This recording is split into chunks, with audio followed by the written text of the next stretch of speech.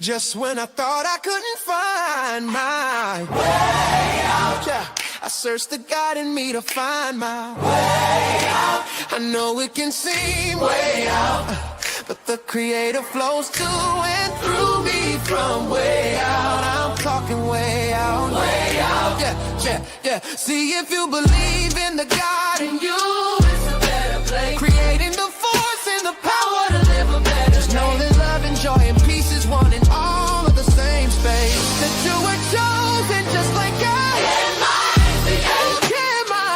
Can't mind your energy. That's right. Can't mind fantasy. Only you can make the change. Can't mind share your energy. Shine so bright from darkness to light.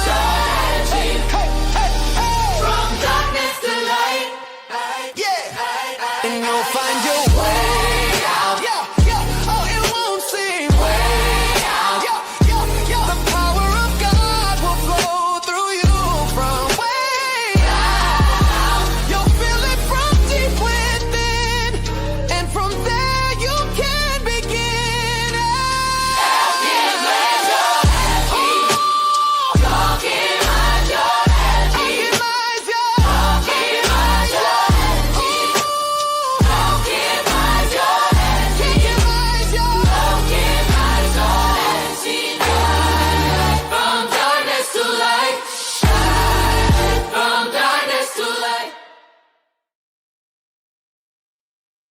All right. So I just did a show and we were talking about a lot of different stuff when it comes down to you know, the FBA movement. But I wanted to like take some time to get into the spiritual for those that may or may not practice Ifa or Orisha. Every year, if you guys don't know, they have this thing called the letter of the year, and it gives the year's predictions, right? Um, Babalawos come together in different places, and there's different La Letra de Años that are done around the same time for like Cuba, Florida. They have one I think in New York, and this is like the yearly predictions.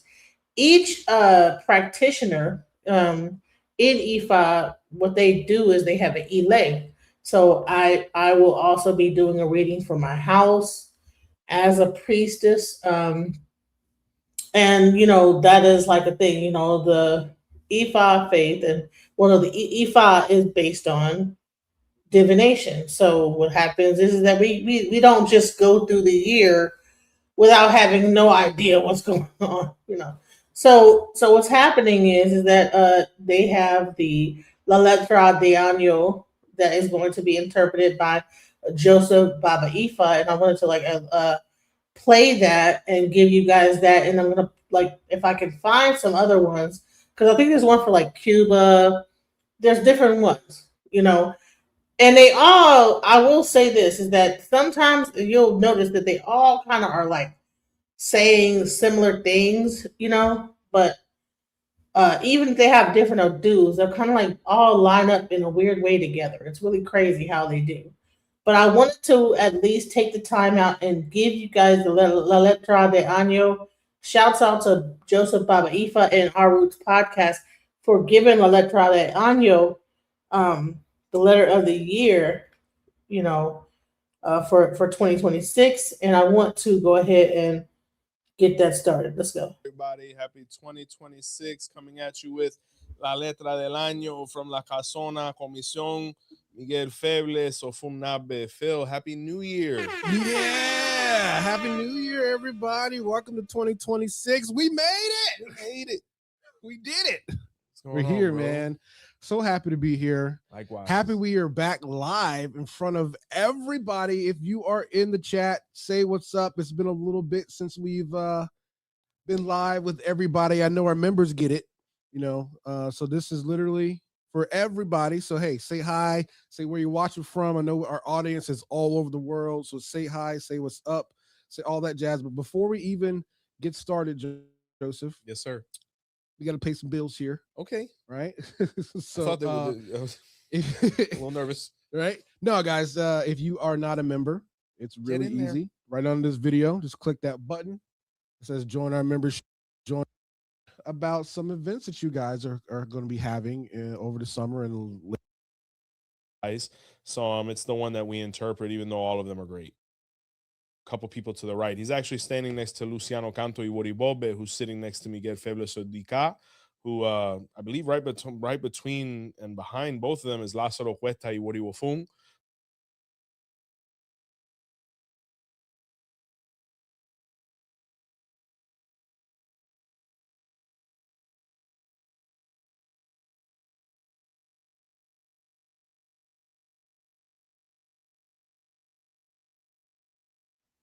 Right. So this is where every year the Babalawos in Cuba come together.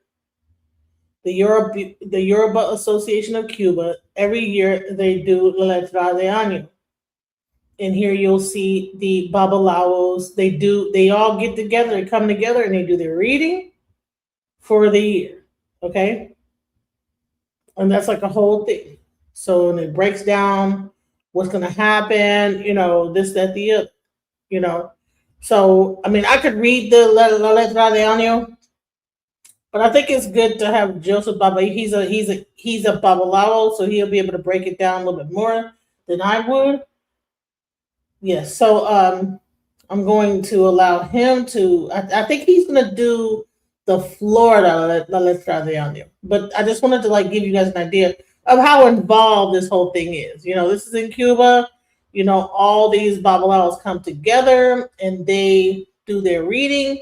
They print it off. It's a whole thing, right? And people, and that is the prediction of what could happen, what's going to happen for the year, right? And then you have one in Nigeria. You have one that happens.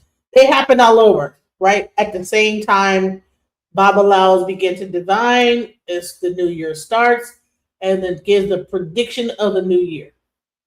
Okay, so let's get into it. So I just wanted to show y'all that real quick. That this is a whole thing that happens in the tradition of Orisha and the Yoruba faith. So let's go. There we go. Can't wait to go to Atlanta and New York and replicate all the success we had here in Orlando. Really productive time, lovely time where we were able to network and learn Ifa together over that 48-hour span. So definitely take full advantage. And it's a pleasure to be back on the live, man. I enjoy these so much. La Letra del Año is a hot topic, especially knowing which one to follow, right? All of them are great. But as far as the way we do it, or the way I was trained, being that one of our elders, Beto Berosung, was one of the gentlemen there when it started happening in the 80s and whatnot, and even beforehand. But I make reference to the photo. He's actually standing near Miguel Febles in the photo, a couple people to the right. He's actually standing next to Luciano Canto y Woribobe, who's sitting next to Miguel Febles Odica, who I believe right between and behind both of them is Lázaro Huerta y Woriwofung, who is the gentleman who still runs La Letra del Año over there in La Casona. I know a couple of the gentlemen that actually worked to be able to pull it. All gentlemen, all prepared, knowledgeable guys, ethical guys. So it's the one that we interpret, even though all of them are great. Yep, and I know a lot of people have already been chatting, so we will be putting up the comments as soon as we get them. But also, since this is a live with everybody, sometimes it does get a little crazy here. Oh yeah. But if you definitely want your comment to be seen ahead of time, super chats are welcome. Let me also show La Letra de Año in Miami. So what happens is the same cyber Cuba. So it shows this is the Letra de Año, what came out in Cuba, the one that came out in Miami. So it's a whole thing. So you have the different Ifa houses that come together, and so you have the Cuba, you have the Miami, different houses based on the land that you're on.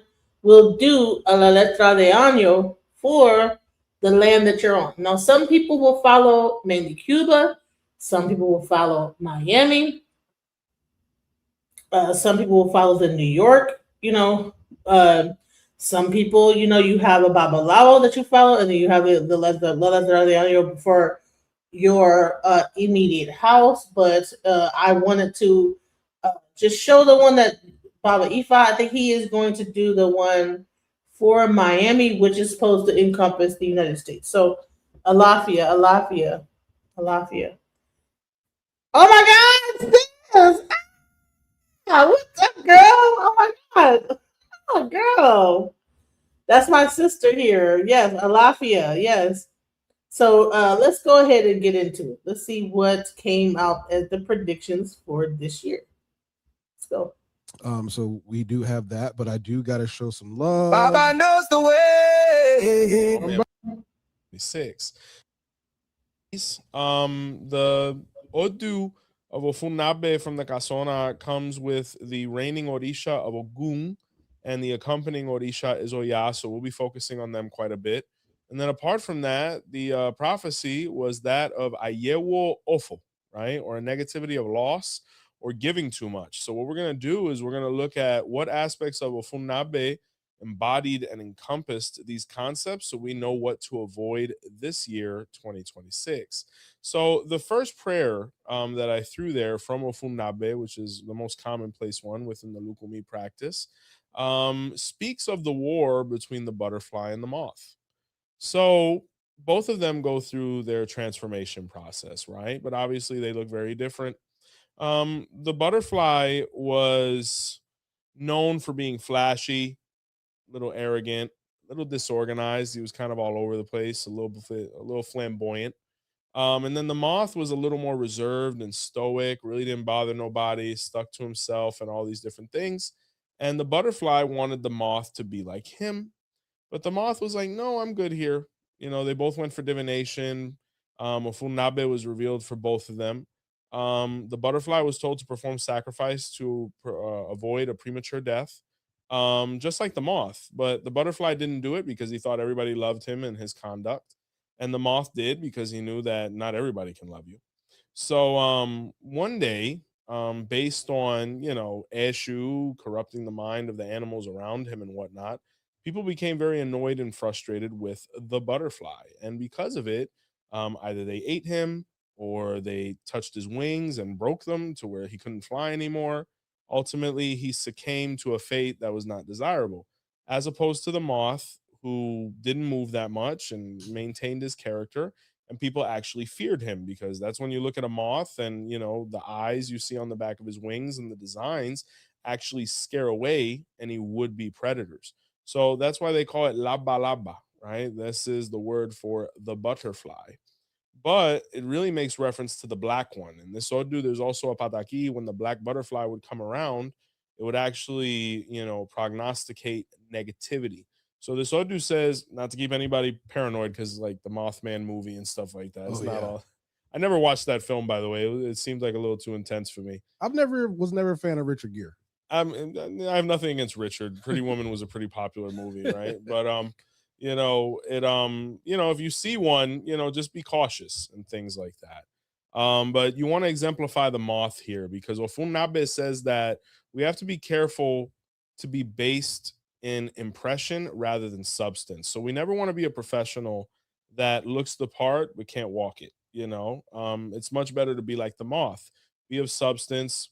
People who are confident really don't have to talk that much. We really don't have to floss. You are what you are. No matter where you are, your presence is felt. So this Odu says, be careful with people who, move a little too much, talk a little too much. That's really not the behavior to have here. You kind of want to be like the moth, be confident in your own skin, don't feel the need to comment on others or try to influence others to be like you, and everything should turn out pretty fine. And be careful with the black butterflies this year. This Odu doesn't speak negatively of the color black. It's actually a power color, but at the same time, always take into account your own taboos so you're not, confusing energy too much through this year. Somebody was asking, is this live? Yes, absolutely. This is live. Share the video, guys.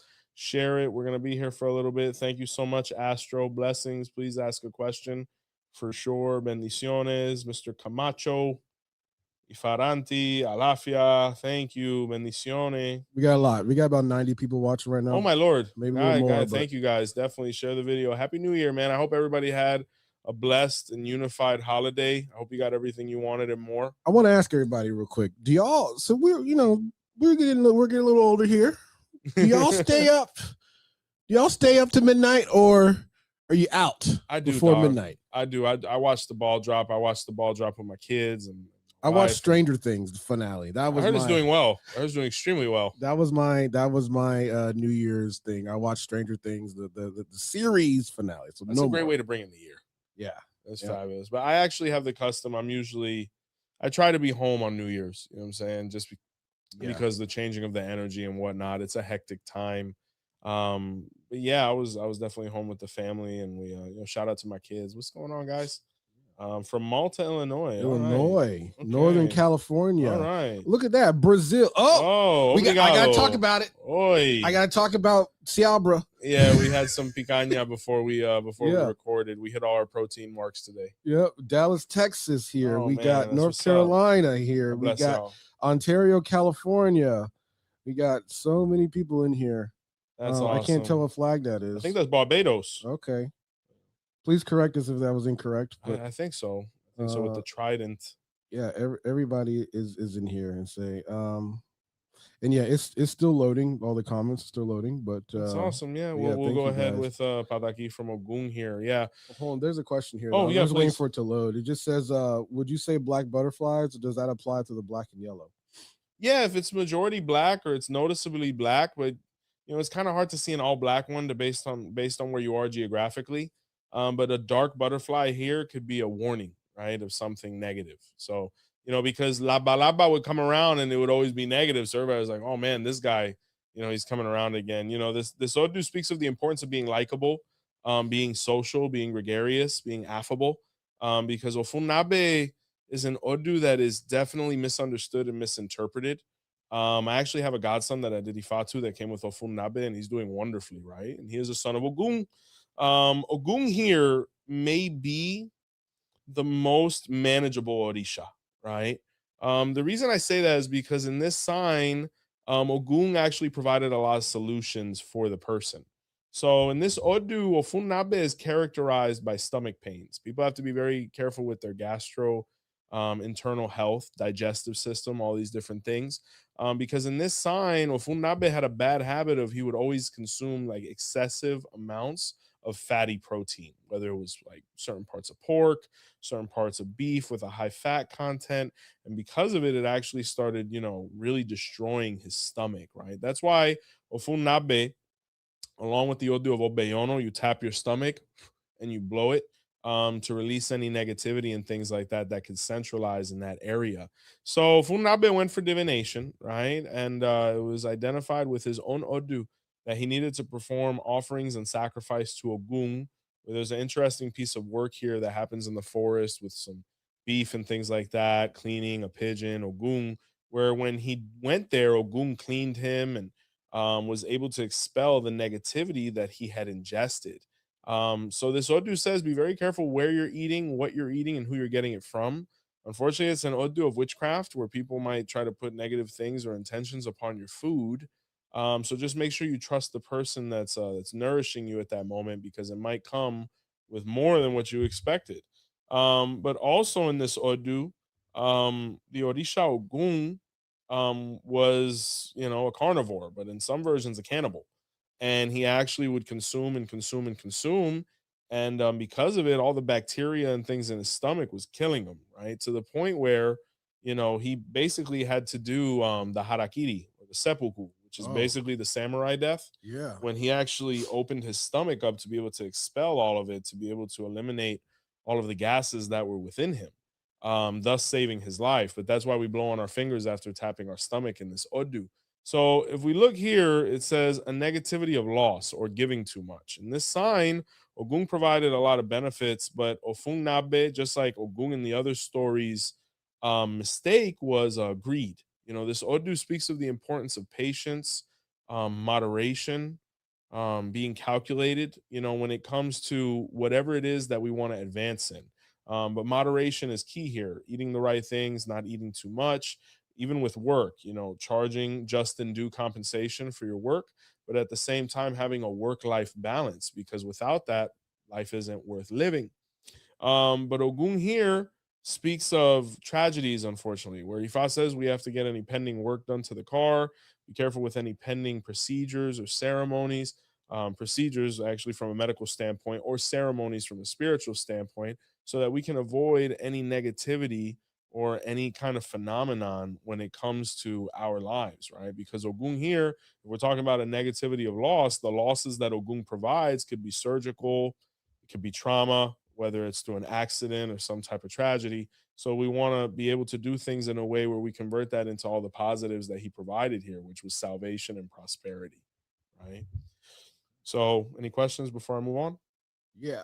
Okay, yeah, I just don't want to, because I'll start going off. Yeah, if you're not initiated, is it a must to do a first of the year reading? That's completely up to you. If you want to, you can. It's ideal. If you are initiated, it becomes a little more optional, because depending on the person's economic situation, they could either do their annual reading, or what I love to recommend, if everything's going fine, is for them to just do a new ebo from their sign, because that's going to provide new benefits, new blessings perpetually. Once you do an ebo from your Odu, you never have to repeat it. It's like a cheat code to life. You get those benefits, you know, perpetually. So, it really has to be a conversation between the professional and client, or godparent and godchild. But is it obligatory? No. Okay. All right. Here we go. Oh, we got another one. Iboru boy Wachiche. Happy New Year to all from Astro. Hello. New to the channel. Welcome. I received my mano Orula a few months ago. Okana Sode Omo Olokun. Can you give your view on this sign? Modupe. Okana Sode, means literally Okana tied on the Ide. Congratulations on taking what may be the most important spiritual step of your life in receiving your hand of Ifa. Definitely it marks you for Odisha priesthood or Ifa priesthood, depending on who you are. But a lot of benefits there. The most important thing is try to always have your green and yellow beads on, to avoid any type of lack of function or phenomena. All right. The rest are just everyone's happy to be here. So All right, well, we're happy to have you. Yeah. So in the Odu of Ofunabe, it speaks of the Odisha Oya quite heavily.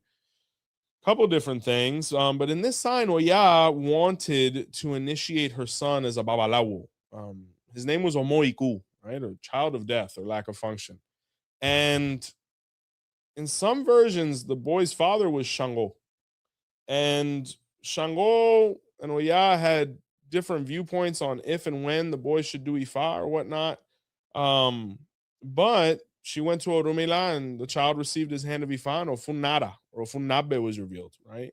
And Orumila said it was probably ideal that he did not initiate, because he might be meant more for spiritual practice or Orisha practice. Now, mind you, this is within the hand of Ifa context. And even then, it's all due to interpretation. But Oya persisted, and she wanted to rush the ceremony because she had somewhat of a frustration where no one in her family was babalawo per se. So, being that, there was jealousy and arrogance and envy in the air, especially during the boy's ceremony, he posed Ofunabe again. And Orumila is kind of looking, saying, things might get a little intense here, especially on the day of the Yodye.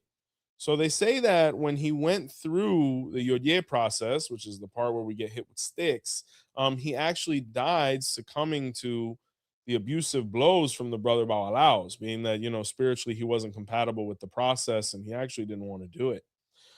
This Odu says that, we have to be very careful, right? How we progress spiritually and making sure that everything we do is based on an Odu and not off of inspiration or capriciousness.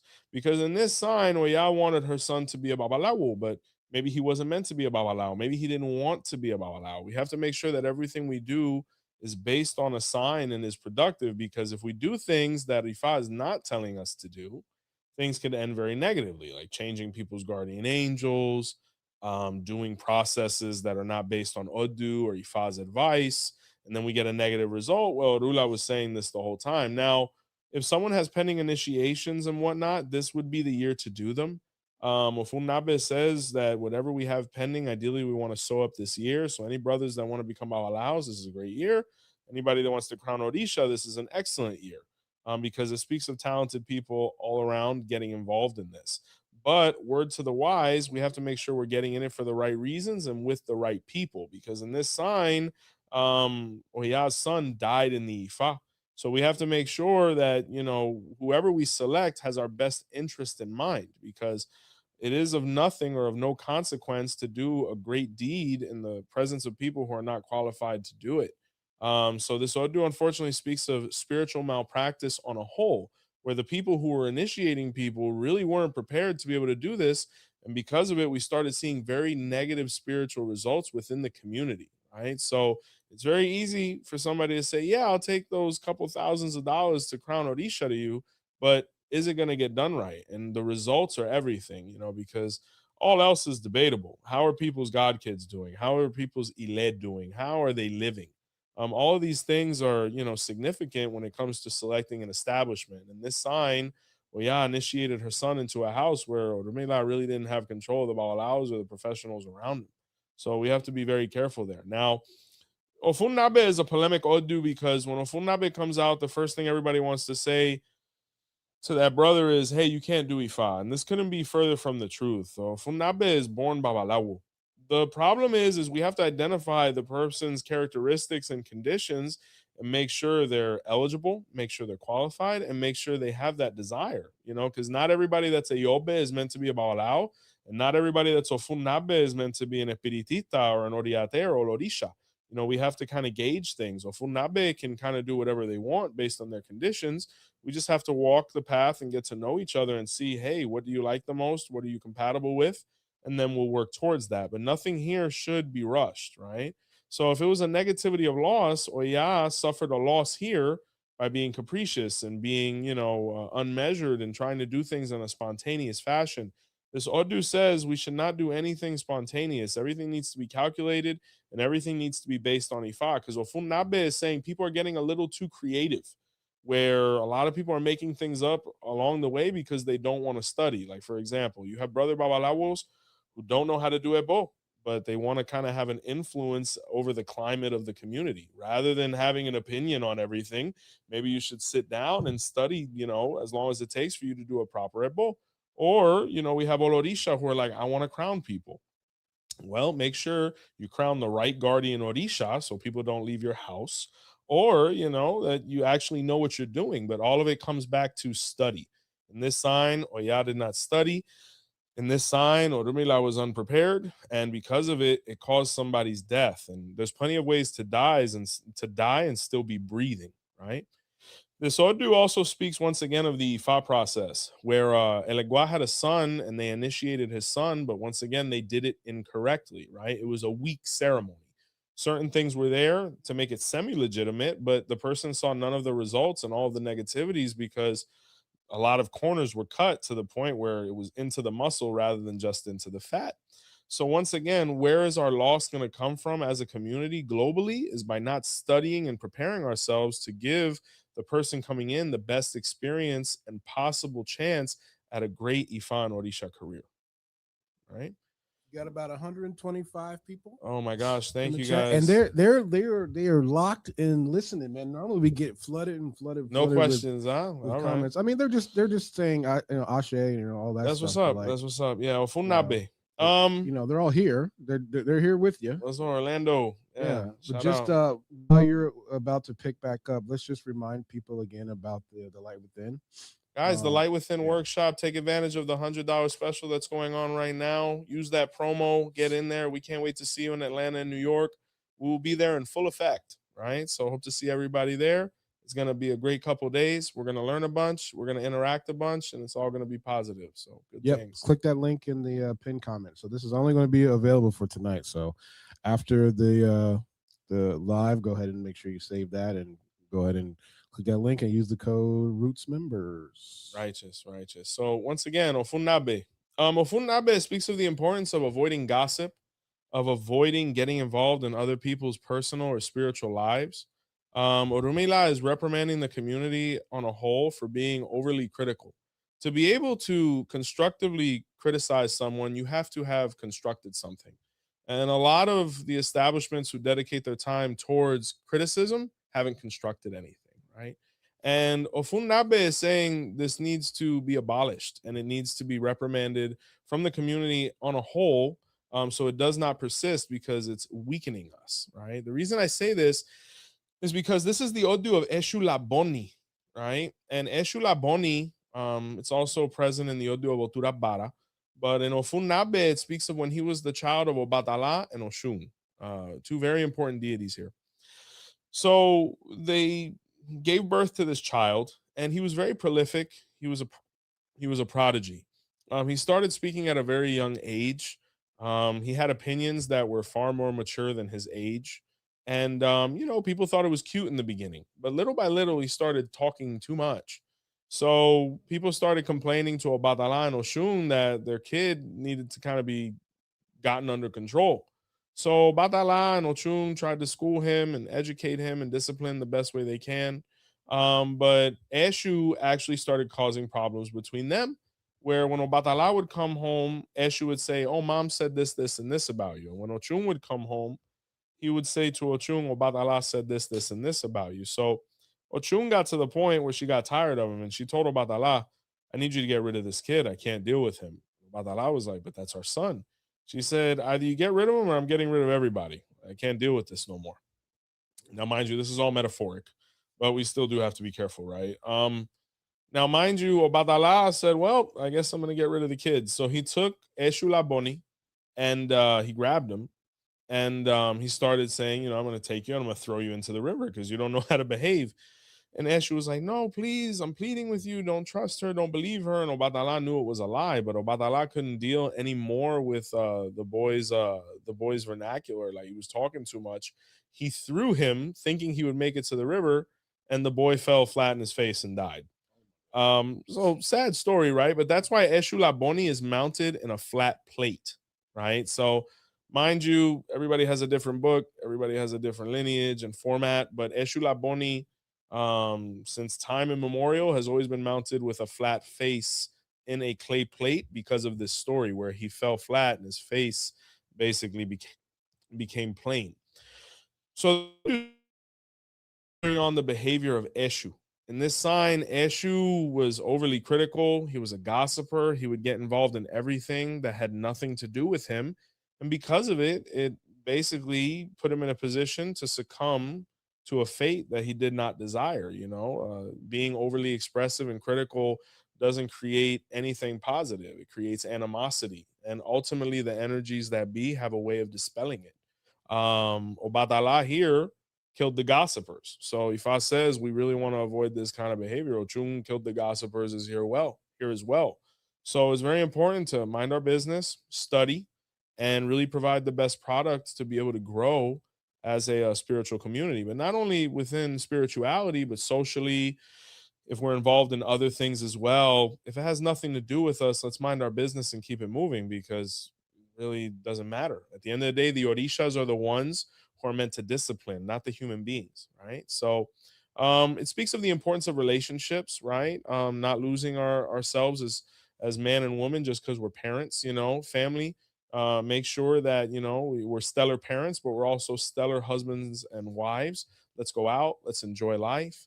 Let's understand that, through the natural course of life, our children are going to have their own lives one day, and that's okay, but we can't lose each other in the process. So date night is obligatory, guys. Try to get out there at least once a week, spend some couch time, maybe some Netflix, and we'll be all right. So yeah, that's all about that line Oshun. All right, we got about 140 people in the chat here. Holy smokes. Shout out to Drink some Trinity. water. 27 months. They've been a VIP member here. Oh my God, son Trinity. God bless you, Papo. Any stories of Shango in this sign? Yes, absolutely. Shango, unfortunately, was actually present for the debacle of Ifa that was done to Eshu's son. Whether he was in on it or not, the paperwork really doesn't explain it. But he did redeem himself in Ofunabe because there is a story where Ofunabe wanted to initiate his son. And he was looking for the right person to do it. And the only person he trusted was Shango. And Shango did Ifá to the boy, initiated him, defeated all his enemies, defended him.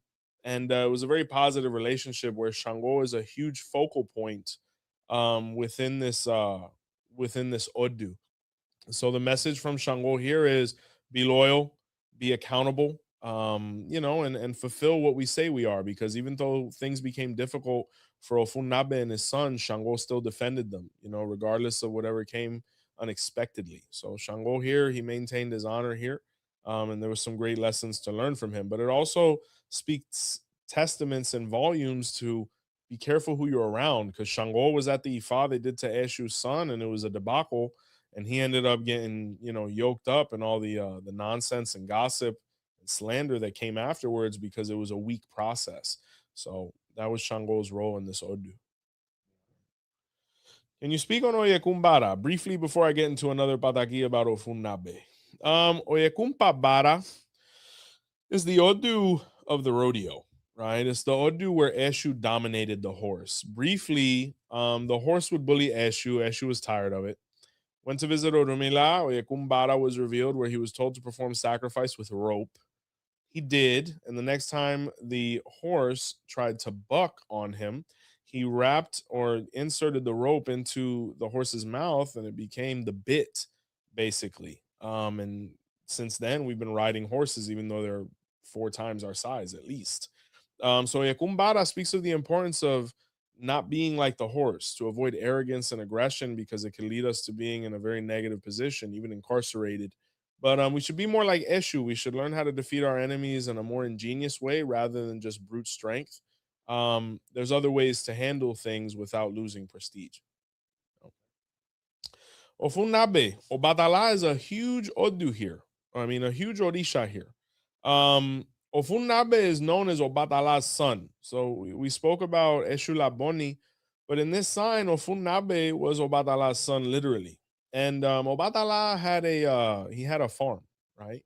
And his son worked it and kind of lived off the land with his father and whatnot.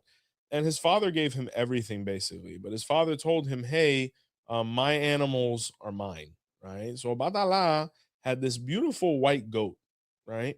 And Ofunabe, being disorganized and wanting all the things he can't have, decided one day he was going to eat his father's property, right? Well, he didn't realize that there was a curse on the goat that anybody that ate it would get, terminally ill. Colic, dysentery, basically whatever. He started getting horrible, horrible stomach pains. This Odu speaks of the importance of avoiding food poisoning, food allergies, making sure we're eating at places with high quality and hygienic standards, because this is an Odu where people got sick off of food, and things got contaminated. So make sure you guys are careful with meat and things like that, making sure it hasn't turned before we consume it. But in this sign, Ofunabe stole his father's goat, and because of it, he's became gravely ill. So basically, he's dying in a bed. Obatala sees his goat is dead, right? The remains of it, and he sees his son is dying. So he goes up to his son. He said, "Son, what's wrong?" He said, "Oh, I had some bad jollof rice, and it hit me all wrong, and I think there's something really wrong with me. Please help me." And Obadala said, "Are you sure that you just ate jollof rice? Because, man, you'll never believe this. My goat is missing." He said, "Oh, father, I would never steal from you. I mean, that's ridiculous. I would never do that." And Obadala looked at him and he said, "You're a liar. I know you ate my goat. And from this day forward, I curse your stomach to never be able to ingest white things." So that's why ideally the animals that are offered to Ofunabe's deities or Orishas, other than Obadala in this case, of course, are black, right? And that's this is an Odu of lactose intolerance. The person has to be careful with dairy products, cheeses, milks, things like that, because they're all white in color, right? So this Odu says be very careful, make sure you're putting the right things, or more importantly, compatible things in your body, so that you reap the benefits and you don't go through anything uncomfortable, because Ofunabe speaks about the stomach all day long, right? So very careful with that. And unfortunately, it also could speak of epidemics and things like that. Salmonella, E. coli, COVID, supposedly stemmed from, the pork or a bat or whatever they tell us. So be very careful with food handling and quality, and make sure you're protecting yourself. Anything on Eshu and the sign for the letter of the year? Absolutely. So Eshu Laboni was born here. It's an Eshu that should be mounted if you have Ofunabe, right? It's also in the Odu of Oturabara. But in this sign, Eshu wanted his son to become Babalawo, and he trusted Orumila, and Orumila did an improper process. So this Odu, when we're talking about Eshu, says once again, from a client standpoint, we need to be careful who we're trusting with our spiritual well-being or our well-being in general. This could be a doctor, a babalao, a lawyer, a contractor. This is an odu of theft. This is an odu of unethical business practices, right? But from another standpoint, being orumila, making sure that we only take on work that we're prepared for. We're seeing a huge lack of preparation within our spiritual community as far as services. Babalawos that don't know how to perform at Bo, or Orisha that don't know how to properly rogate a head. And of course, we don't criticize. I mean, however people do things is completely up to them. But if you're going to accept clientele and you want to gain great results, make sure you take the time to be around people who actually know what they're doing so you can replicate it and possibly put your own swing on it to get even better results, right? By putting in that much more effort and study. But Ofunabe says if we're not careful, people are going to become progressively frustrated with the spirituality on a whole because either they're getting robbed, right, or they're being mishandled, or there's unethical behavior. We have to be very careful that we're not giving somebody money for a ceremony and then that person is taking the money or making up an excuse to not give us what we paid for. This Odu speaks of all of those things. So we have to be very careful because Ofunabe says the Orishas don't take such actions lightly because it represents them. And if they've done everything correctly, they don't want us sullying their reputation after thousands of years. Next part aquí. Oh, any important herbs or adimus? So Ofunabe speaks heavily of the use of honey, right? This is the Odu of the honey badger, one of my favorite animals for sure. You like the honey badger? Honey badger's vicious. You ever watch the videos on YouTube? Oh man, all of the that was born snakes? here. All of that was born here. So the honey badger was really tired of getting bullied, and he wanted to be able to defend himself, but a lot of people wanted to kill him, based on his behavior and his character or lack thereof. So he went to visit Orumila, and Ifa told him to perform sacrifice to Oshun with honey. So he looked at Orula and said, "But the only way to get honey is in a beehive." Orula said, "Yeah." And he said, "But bees sting." He said, "Yes, they do." He said, "But if I get stung enough, I'm gonna die." He said, "Well, you're gonna die regardless, so you got to figure out what you're gonna do." But this is what he was saying. So the honey badger said, "All right." So he went up the tree and he basically just dove into the tree or into the depending, because you could have a beehive in a tree, you could have it hanging, but usually with them they're so heavy they go right into the core of the tree. So he's in there. He ate some. He smothered some, and he got some comb, and he's getting stung. He's getting stung real bad. So he got stung so bad that when he arrived at Ochung's temple, palace, whatever, as he was offering it to her, he died right there, right? So Chung looked at his sacrifice and realized that he had realized that his conduct needed to better, and he was realizing that his actions really had an effect. And she covered him in honey, right? And he was able to start healing from it. All the benefits that honey has. I mean, the stuff never decomposes. And after 5 days, he resurrected, and Ochun was there and Orula was there. And she said, "I'm very proud of you because it took a lot of courage and a lot of humility to be able to know that you needed to do something better with your life. If you ever need me, the secret of Ofunabe is to take baths with water and honey, to apply honey to Ori, right?" And the badger became the honey badger. That's in Ofunabe or Ofunara. Ofunara means he who sleeps, right? Or he who becomes indestructible through sleeping. And that's what happened with the honey badger. He basically slept away death because death came to get him, but because of the honey and how much Ochung, influenced death, and death wanted to impress her, she's like, "That's my son." And he's like, "All right, I'll let him live as long as he's always covered in honey," which, based on his name, he is. So if you look, the life of the honey badger is in the Odu of Ofunabe. Whether it's him getting the honey and getting stung to death, or getting bit by whatever snake and resurrecting, or doing the defensive aggressive retreat where he's basically sunning a lion. All of that is in the Odu of Funabe. So the Sodu says we have to have good character. We have to avoid conflicts and aggression with situations that have nothing to do with us. Once again, this is an Odu that says mind your business, right? So if we're able to do that and be upstanding individuals and ethical individuals within our respective communities, everything's going to go great this year. But if we go left and we veer off and we continue with bad habits, whether it's vices, whether it's, unethical practices, what have you, things are going to go very badly, right? Because Ofunabe is a very destructive Odu, being that the honey badger is a very destructive animal. But Ochung is a huge deity here. She is apex, along with Obatala, Orumila, Ogun, of course, Oya.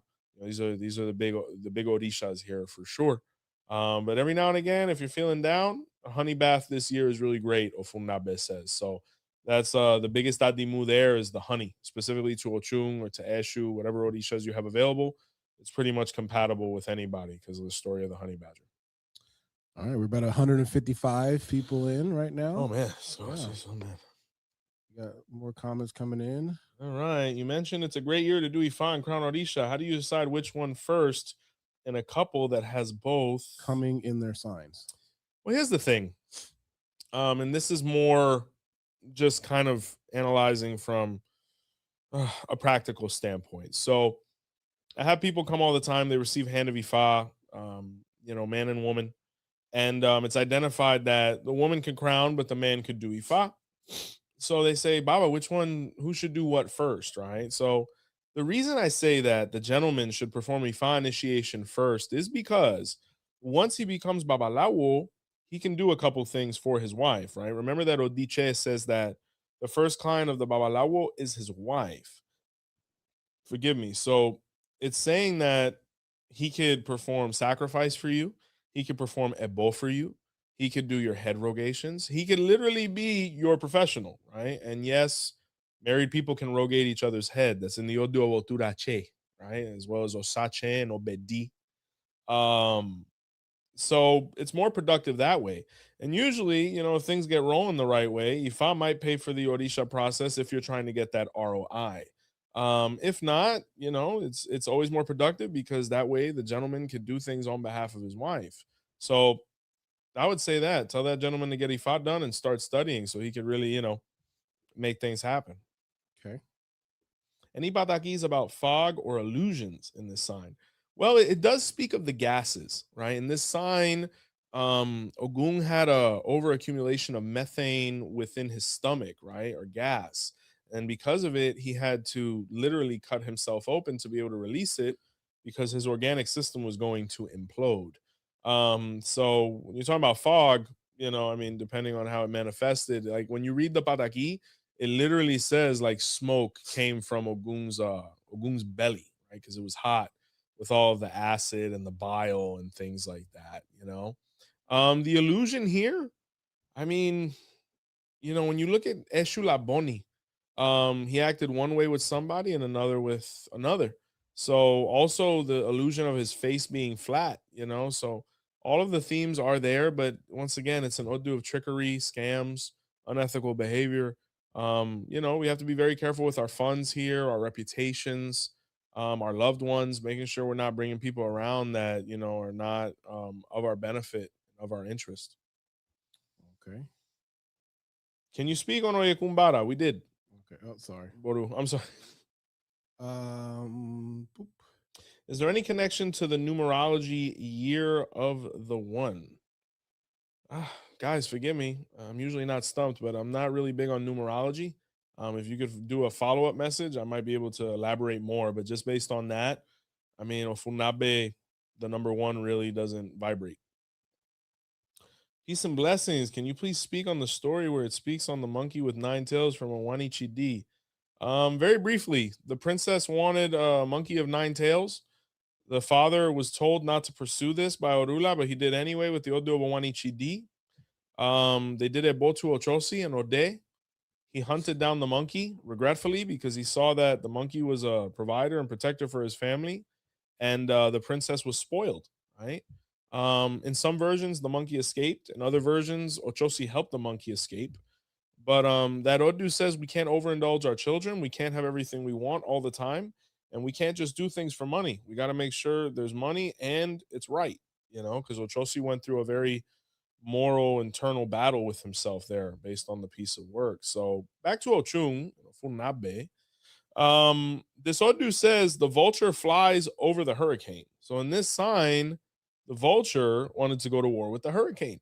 So needless to say, the vulture wasn't doing that great. And they went to Orumila and wanted some clarity because the hurricane was trying to interrupt the vulture from getting to its destination or goals. Ofunabe was revealed, and Ifa told him, yeah, perform sacrifice to Oya, and when this was done, Oya said, what's your predicament? And the vulture said, well, your son, the hurricane, has beef with me, and he doesn't allow me to get to where I need to go. And Oya said, well, are you confronting him? And the vulture said, well, in so many ways, I'm trying to fly through and he doesn't move out the way. And she said, well, could you go higher?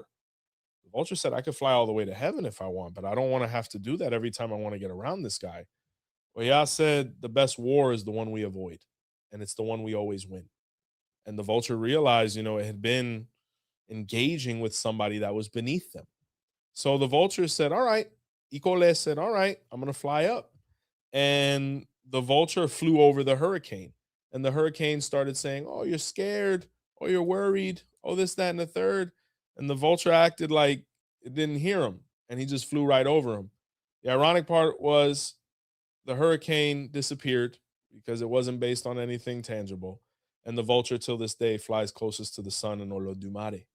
So in this Odu, Ifa says we must be like the vulture. We cannot pay attention to people that are not on our frequency level, who are not on our level, who are not up there. Because if you try to engage everybody that's beneath you, you're going to end up lowering yourself. Ifa says be above them. If they could do something to you, they would.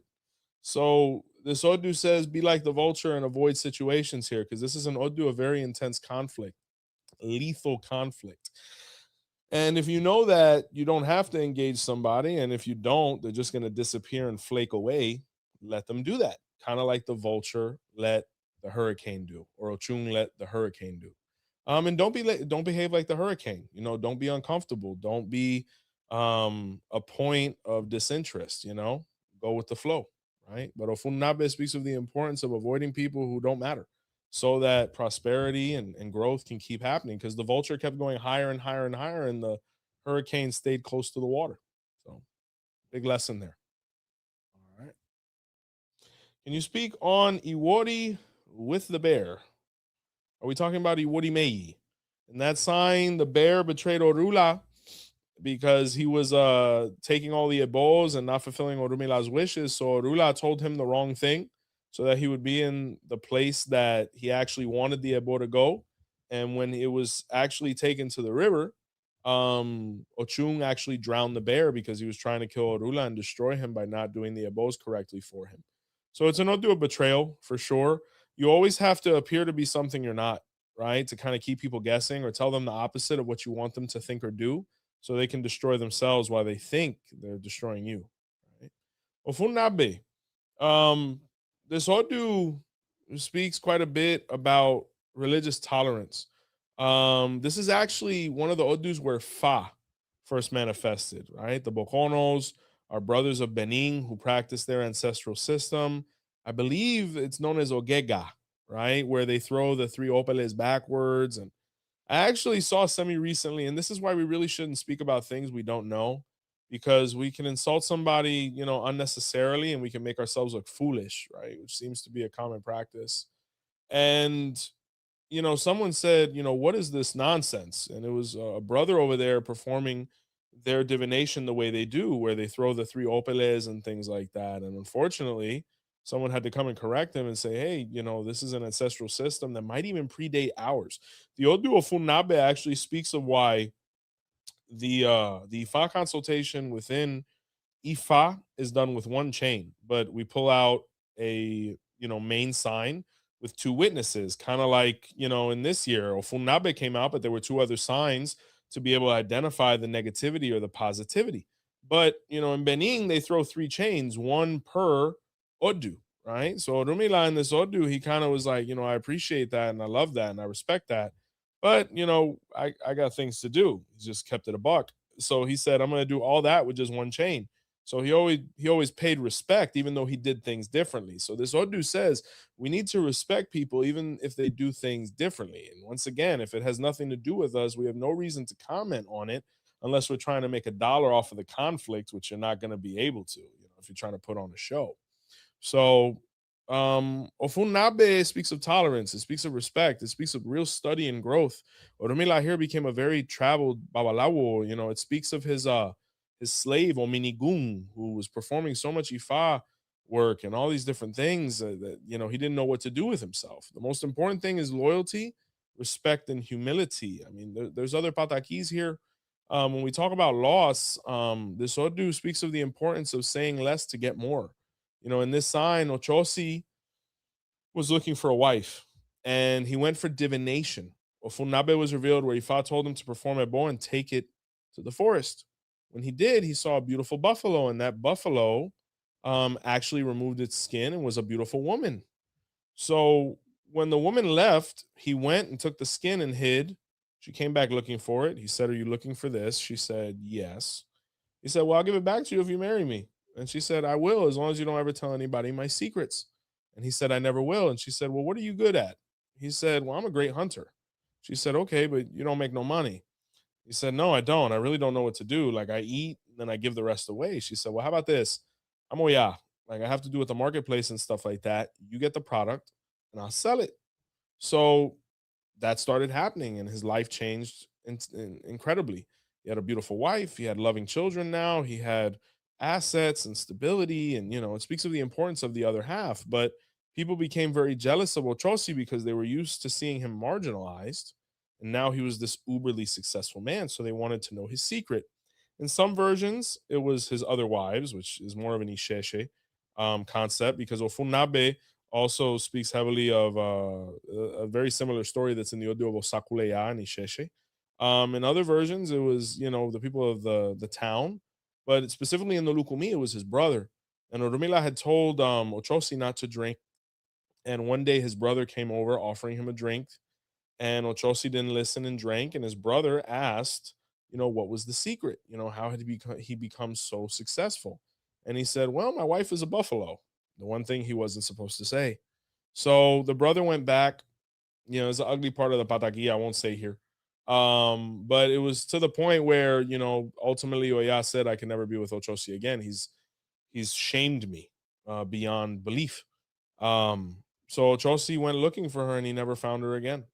So this Odu speaks of the importance of less is more. Keep your personal lives private.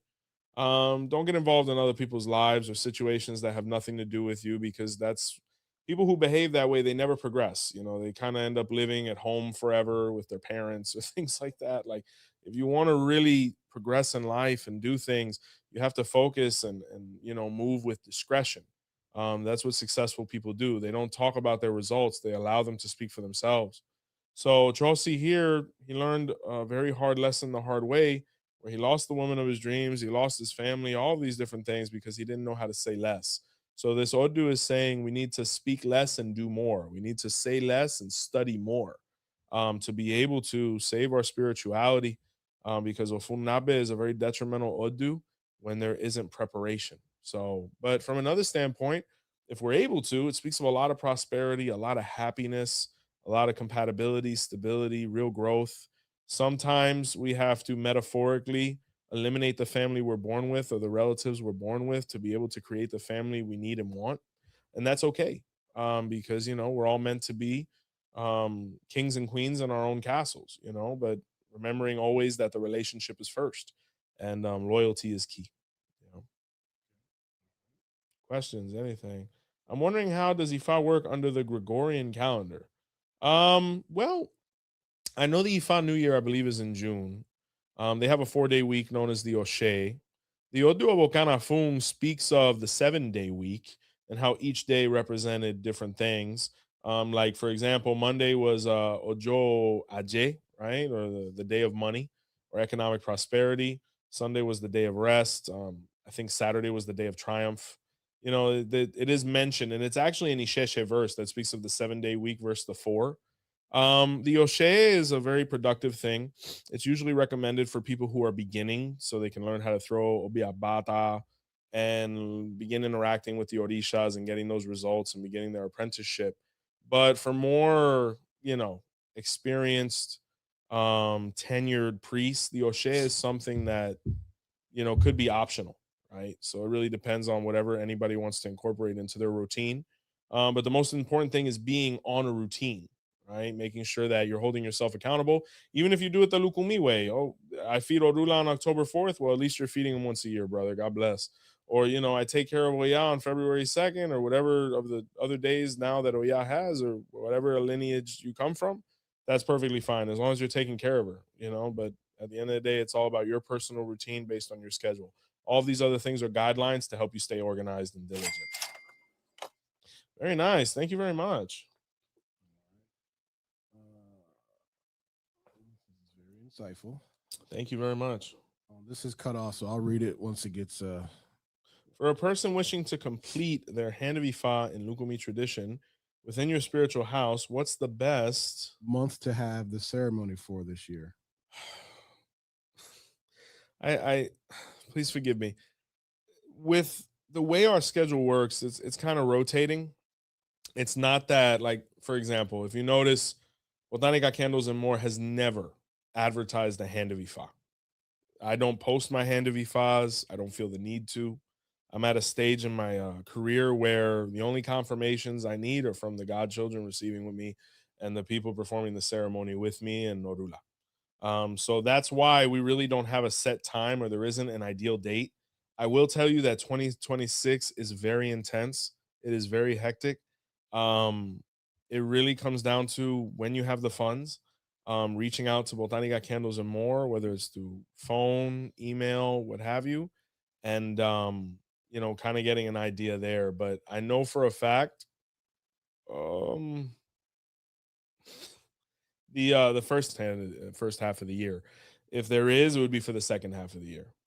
So, first come, first serve. So we really appreciate you even considering us or having that thought. We hope to be able to perform that for you the way we've done satisfactory for so many others. And it's a beautiful process that we get a centimeter better at every time. Okay. Can we speak on Owani Gunda? Yeah, Owani Dawang, interesting Odu because he was very aggressive. And Ogun was like, I'm the most aggressive. So he started cursing Owani Dawang. Owani Gunda felt it. And he went for divination where he first said he had to make offerings to Ogun with humility. He did. And Ogun explained, he said, you're pretty aggressive, but I'm Ogun. No one's, you're walking around here like you're you, but I'm me. So I don't like the way your voice sounds. So your name isn't Owani Gunda anymore. Now it's Owani Dawang. So basically that Odu says that we have to make sure we're very careful with our character and we have patience with ourselves and those around us so that, there's never any misunderstandings and whatnot because Ogun became offended by Owani Dawang's character and behavior and specifically the way he spoke or the sound of his name. So it's not going to be necessarily anybody in the world. It's going to be the Orishas. We're going to hold the person accountable. So that's very key there. These are longer here. Oh man, one more before we get back to another pataki. They're just saying thank you. Oh, this is the Iboru. This is my first time in one of your live shows. Welcome. I just want to say thank you for the relatable way you explain. You explain signs and their corresponding patakis. Thank Orula. Orula's the man. He made it easy. He's may blessings be upon him always. Yep. But go ahead. Yeah, we got. I'll put some more. Righteous. So Ofunabe. Gosh, guys, a negativity of loss and that sign or Ya lost her relationship, family in the home is very key here. Hold on. People are saying there's no sound here. Oh no. Hold on. It says we have sound. Hold on. Live YouTube. Yeah. Y'all do a mic check for me here. Hold on. I'm gonna raise something up. You might hear yourself talk. Hello.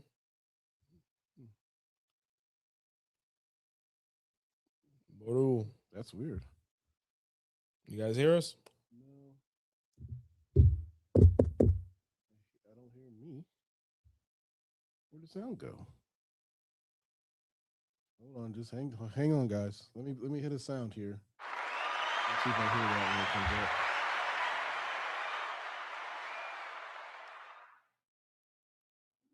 Someone said sound is good. Sound is good. Okay. Yeah, We're back on. I hope so. People saying they got sound. All right, righteous guys. All right. Ofunabe. But they said the Awani Ogunda got cut off. Oh lordy, that's a long one. Owani Dawang. Basically, Owani Gunda's name bothered Ogun. So because of it, Ogun became frustrated and started cursing him or threatening that he was going to kill him. Owani Dawang, Owani Gunda went for divination with some Bawalaos. His Odu was revealed where Ifa told him to perform sacrifice to Ogun, which he did. Where Ogun told him, hey, I was about to eliminate you, and it's because I don't like your name. I don't like the way you're acting. I don't like the way you're talking. So I need all that to change. So your new name is Owani Dawang, which means Owani comes constructively, like he comes to create, right? And because of that, Ogun blessed him always, and they were able to move on. So this Odu says that our character is key, how we behave, how we interact with others. Too much bravado here really doesn't get far, and it has nothing to do with anybody else on earth, but the Orishas really hold the person accountable here for their behavior, and karma is a real thing in this Odu. So make sure we're just behaving soundly and courteously, and just live at peace, without trying to prove too much. But yeah, everyone's saying they got sound now. So All right, well, Ofunabe. I'm not sure how much longer we're going, Phil, but we're at an hour. We got let's say another 15 minutes. righteous. So Ofunabe, let me see which ones I still got. Yeah, why not? So in the Odu of Ofunabe, it speaks of the Orisha Obaluaye or Bawaluaye. And Bawaluaye had a habit. This Odu says we have to be very careful with alcohol and vices this year, family. It's a very big ewu or taboo. Everything in moderation, but please do not drink and drive. It's an Odu that doesn't assimilate this very well, or no vices or anything that could intoxicate the person to the point of belligerence, right? This Odu says that Bawaluaye had a habit of drinking, right? And because of it, he pretty much lost everything. So he went to his father Obadala's house asking for a place to stay. Obadala reprimanded him and chastised him, saying, I know why you're here. I'm not pleased. You're my son, so I'm not going to leave you outside, but you need to do the right thing here. So there's a curfew, right? So Obaluaye started, doing well, the curfew working. Obadala was pleased, but he couldn't handle his addiction. So therefore, he reverted back. He relapsed. And he started coming home at 2, 3 in the morning, and he would throw up in Obadala's bed and lay next to him. And it was just really grotesque, right? So one day he did it again after Obadala told him to never do it again. And Obadala got so annoyed that he literally kicked Obaluaye off of the etera, or the mat. And being that Obadala lived on a hill, Obaluaye, in his drunken slumber, rolled down the hill into the ocean and drowned, right? This Odu speaks of the importance of trying to be home, not to be out in wee hours of the morning. Be careful with alcohol or ingesting anything. This is an Odu of overdose. We have an epidemic here in this country that we need to be very careful with whatever is going on. But making sure that the more we're home, the better things will be. Because in this sign, this is an Odu of tragedy, unfortunately. It says that Ofunabe could die drowned, burned, car accident, tragedies, etc. It says that we have to be very careful and respectful of the people in uniform, right? Whether it's our police officers, firefighters, military personnel, and force and service. All of these themes are here in this Odu.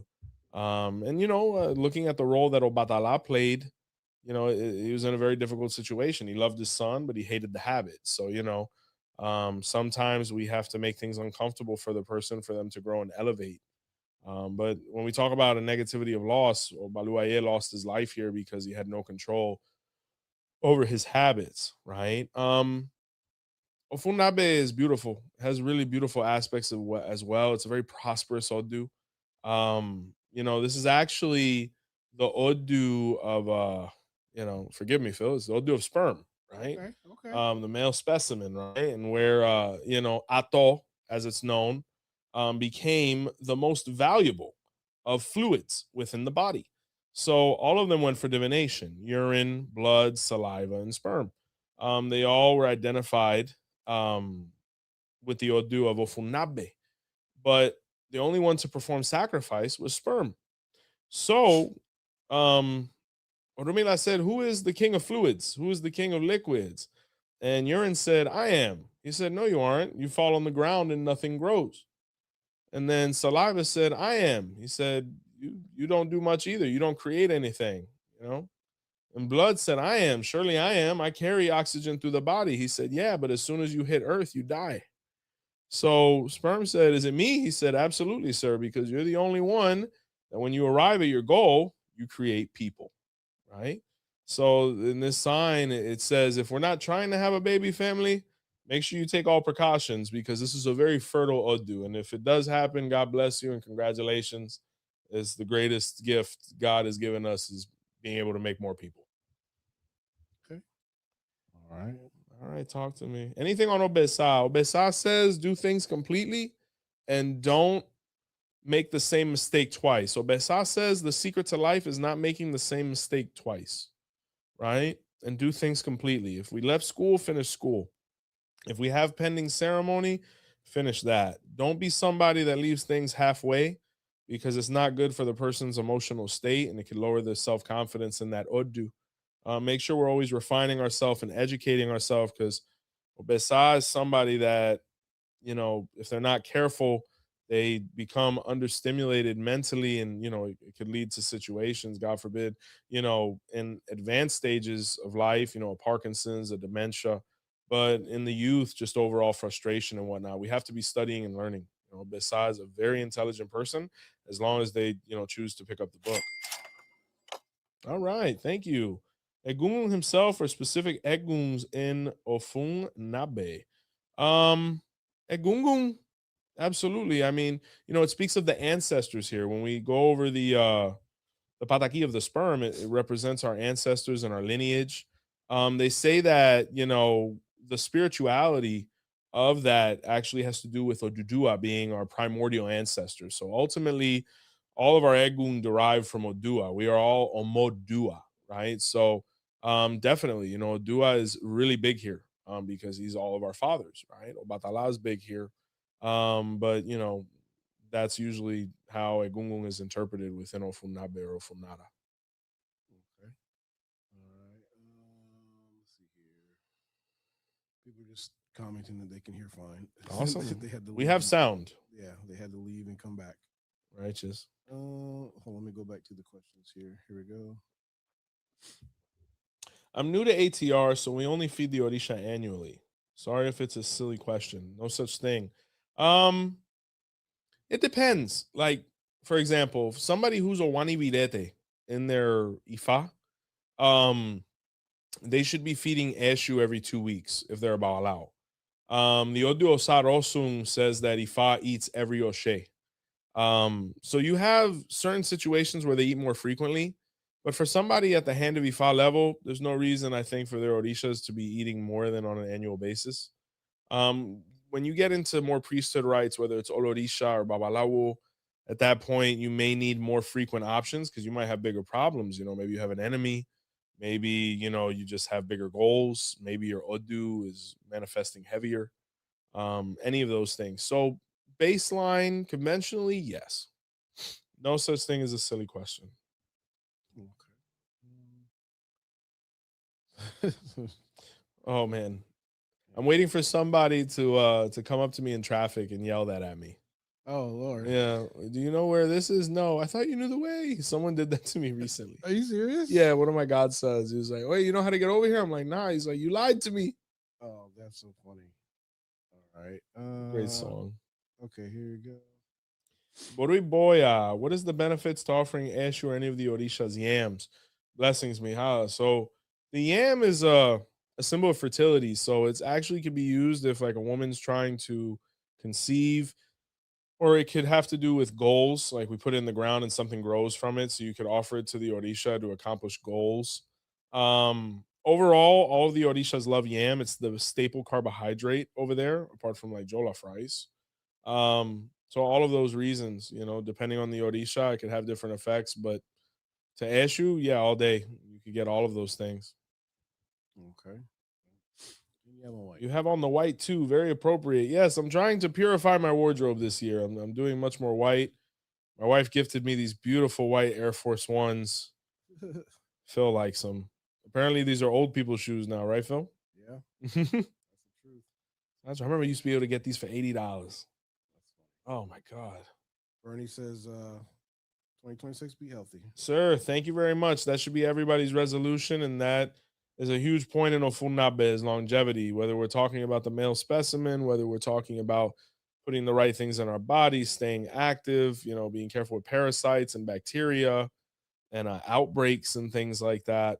Absolutely. Guys, don't forget the coupon. Get in the Yeah, I'll put it up there one more Yeah. time. before we Thank you, get out of Baba. here. Anything you can offer on Osadi?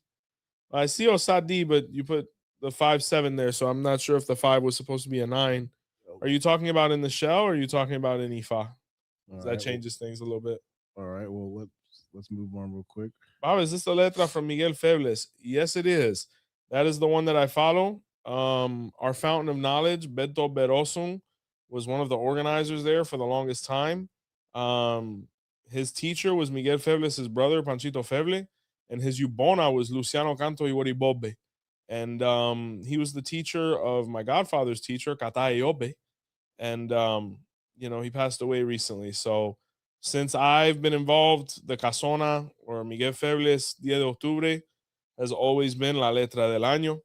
There's always been 2, in my opinion. Well, maybe, in Africa they have, Baba Popola pulls out his, which is wonderful. I think he's in Ekiti. I think he does it.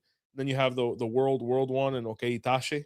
And then, over here, in Cuba, it was always the Casona, and then the Asociacion has one as well. So there's always been kind of a duality, but I've always followed the Miguel Febles Commission because my lineage literally derives from those people. We're not from the house of Miguel, but Beto, based on his family and their relationship with the Febleses and his relationship with Panchito, that's just where my loyalty lies. You know what I'm saying? And Lázaro Cueta is still there, and there's brothers in the photo that I've had the pleasure of meeting and have actually been in ceremony of mine. So all gentlemen, all prepared, all ethical. You know what I'm saying? So great stuff. Yeah. But it is the Miguel Febles Odu for sure. But all of them are great. Shout out to all the brothers who, are trying to, take a stand and do all the ceremonies the right way to be able to pull out a Odu for their area. I think that's beautiful with all of their different associations and things like that.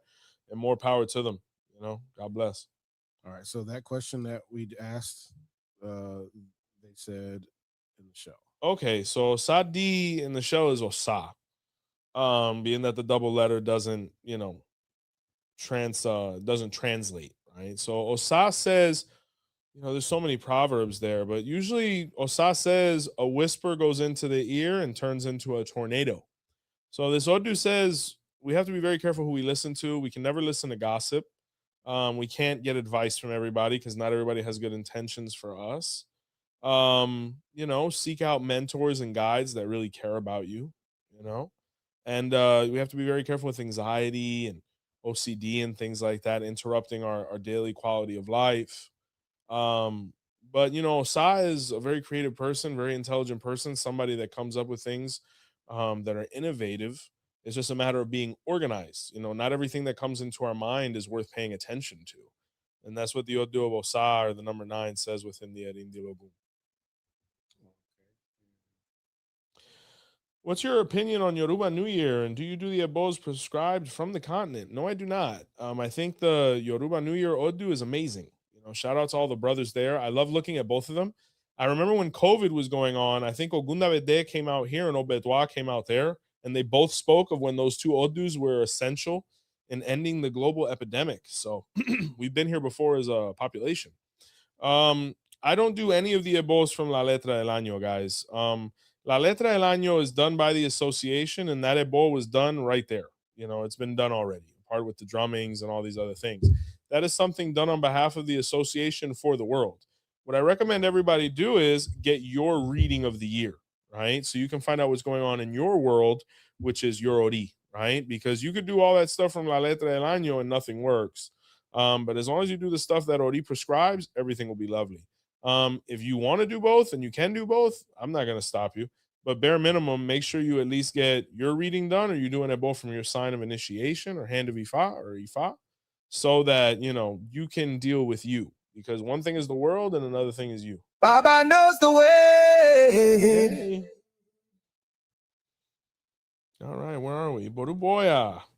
Anything on the Odu Odio Gunda and what the person with Ikofa came to Aye to do, especially as an Oni Shango? Someone with Odio Gunda, child of Shango, came to be initiated into Shango. Because in that sign, Shango wanted their child to be Olorisha. Right? That's the famous story when they did Ifa to Shango's son without his knowledge. It wasn't that Shango's son couldn't be a Babalao, it was just he wanted to be involved. And actually, Odio Gunda has a very similar story to this one of Ofunabe, where she pushed the issue of doing Ifa to the boy when Shango was like, this isn't the moment of the time. But in that sign, the child of Shango was meant to be an excellent parent, an understanding parent, to have a healthy relationship with transparency and stability. Because in that sign, Shango and Oya had a very heavy rift, and it usually happened over their children. So usually it stems from there. If we can get that coordinated, everything else is blissful. Good Odu.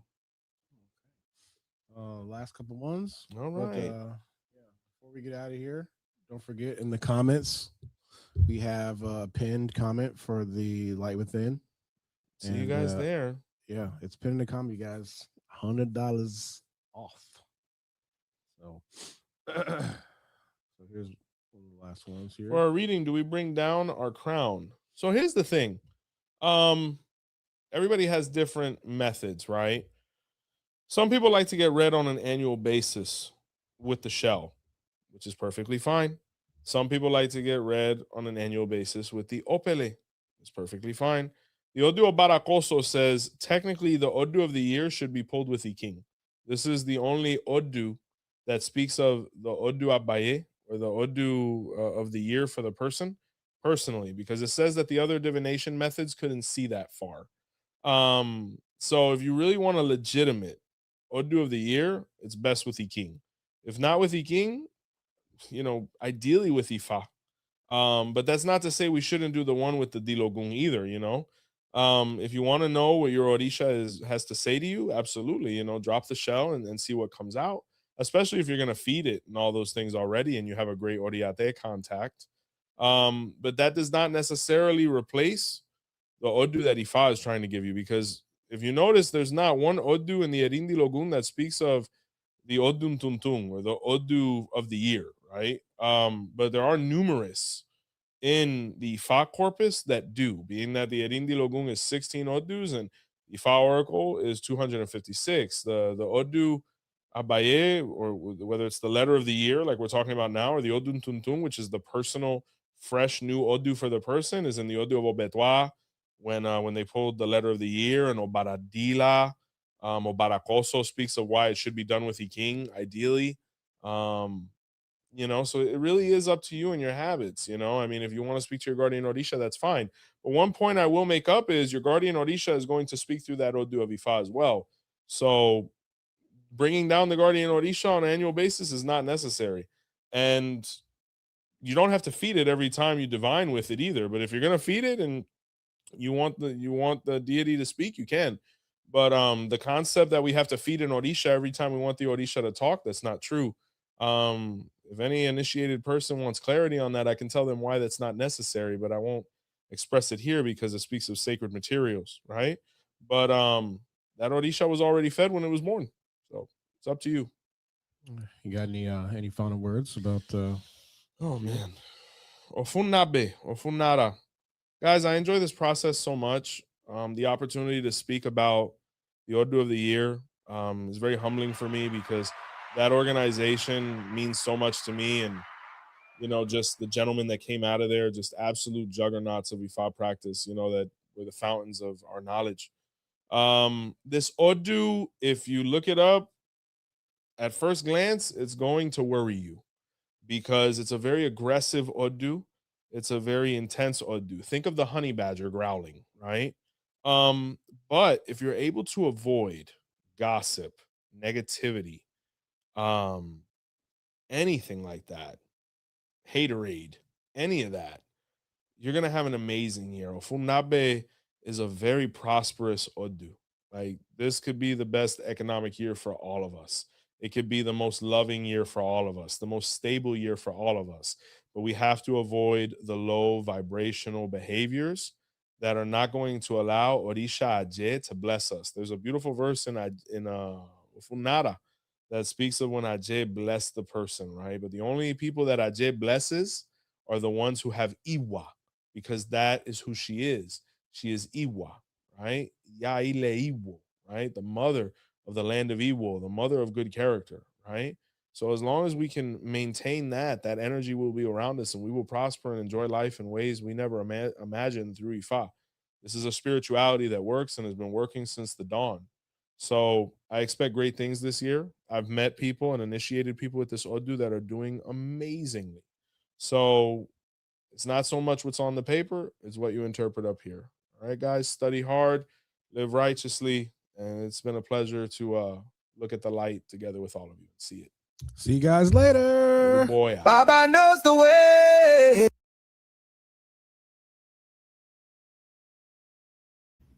All right, so I'm gonna let you hear one more La Letra de Año interpretation because there was, like I said, different Odus, different people, different places. Take what you want, spit out the bones. But let's go. So this is what came out in this La Letra de Año. Our Ucha Ifa channel. Today we will delve into the sacred message with Humila brought to Cuba and the world in this 2026. Now this The is priests based of on Ifafa Cuba. have gathered, and the ruling lock that will mark destiny for the next 12 months is Ogun. This is not just any sign, it is an urgent call to coherence, intelligence over violence, and above all, to care for the internal. The prophecy is encouraging, but conditional. I will go to Arakwal the wolf Orumila, the good of firm health and longevity by the hand of Orumila. But how do we maintain that well-being when the sign tells us about wars that cannot be won? What does it mean that one governs together with Ochun? Say, because we are going to break down point by point the economy, health, politics, and relationships based on the sacred scriptures of Ogunda or Trump.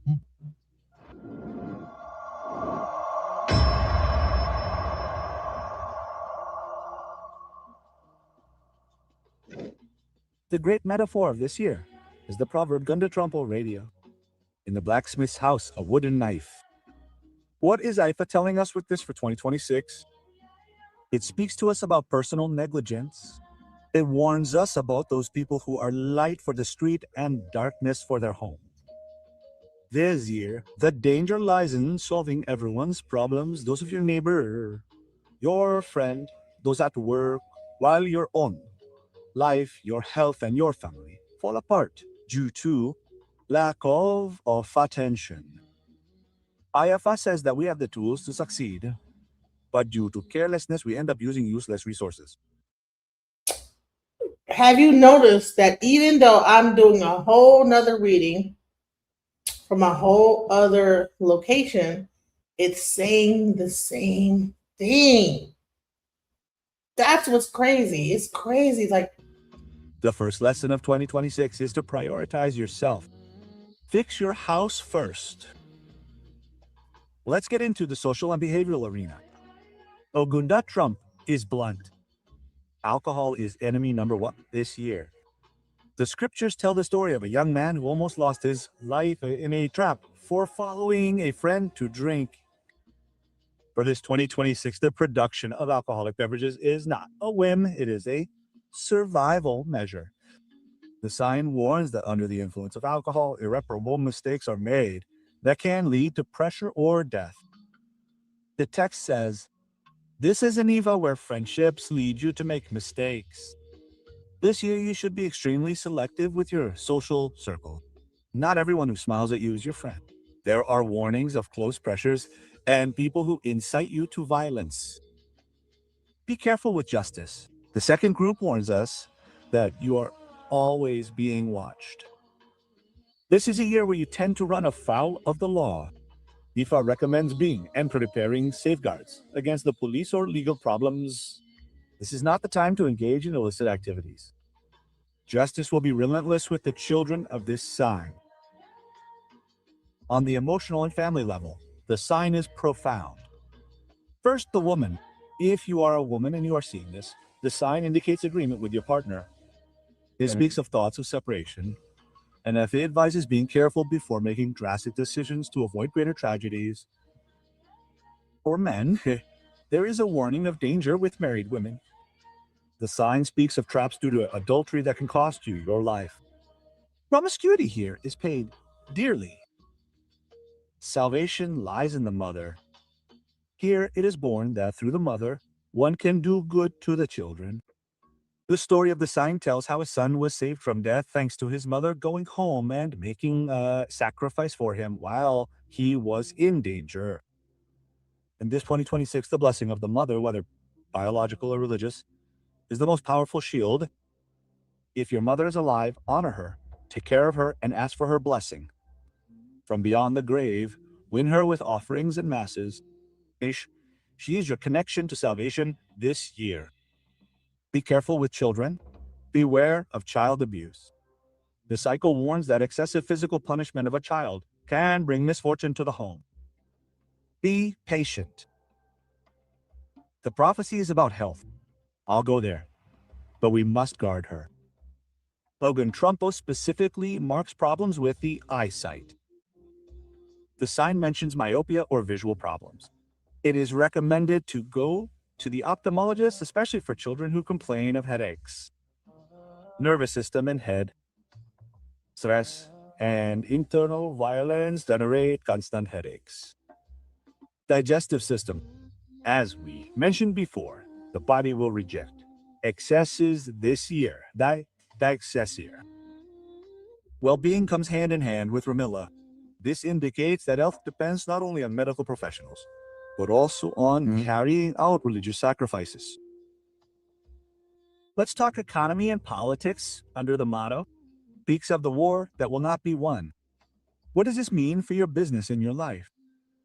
It means that 2026 is not a year for head-on clashes. It is not a year for arrogance or imposing yourself by brute force. Whoever tries to win a war by force, in Ogundo, Trump loses. The economic strategy must be intelligence and diplomacy. Let's remember that Chun accompanies gun.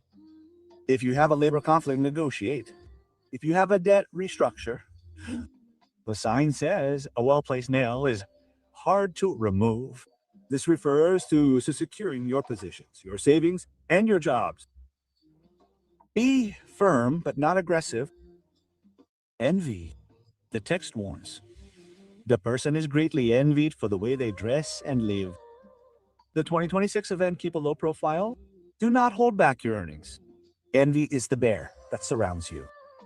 Success requires movement. If you want to move or relocate to improve your finances, you must consult IFA and make the B, or the change will be a failure. To close, let's get practical. What should we do? The governing events are you, work strength, and ocean. Love, sweetness, the river. The flag is green with riviteto, work and voices marked. For warriors, Ogan must be reinforced. Sen does not order to put a gourd of water on it and to attend to it constantly. The iron horse is mentioned as a fundamental shelter. A loaded iron horse that lives together with Ugun. This symbolizes tireless workforce and the safe journey. Offerings. There is talk of a sarako to Olafine or his deities. Cleansings. The letters alb include sea, water, and river. Water, water.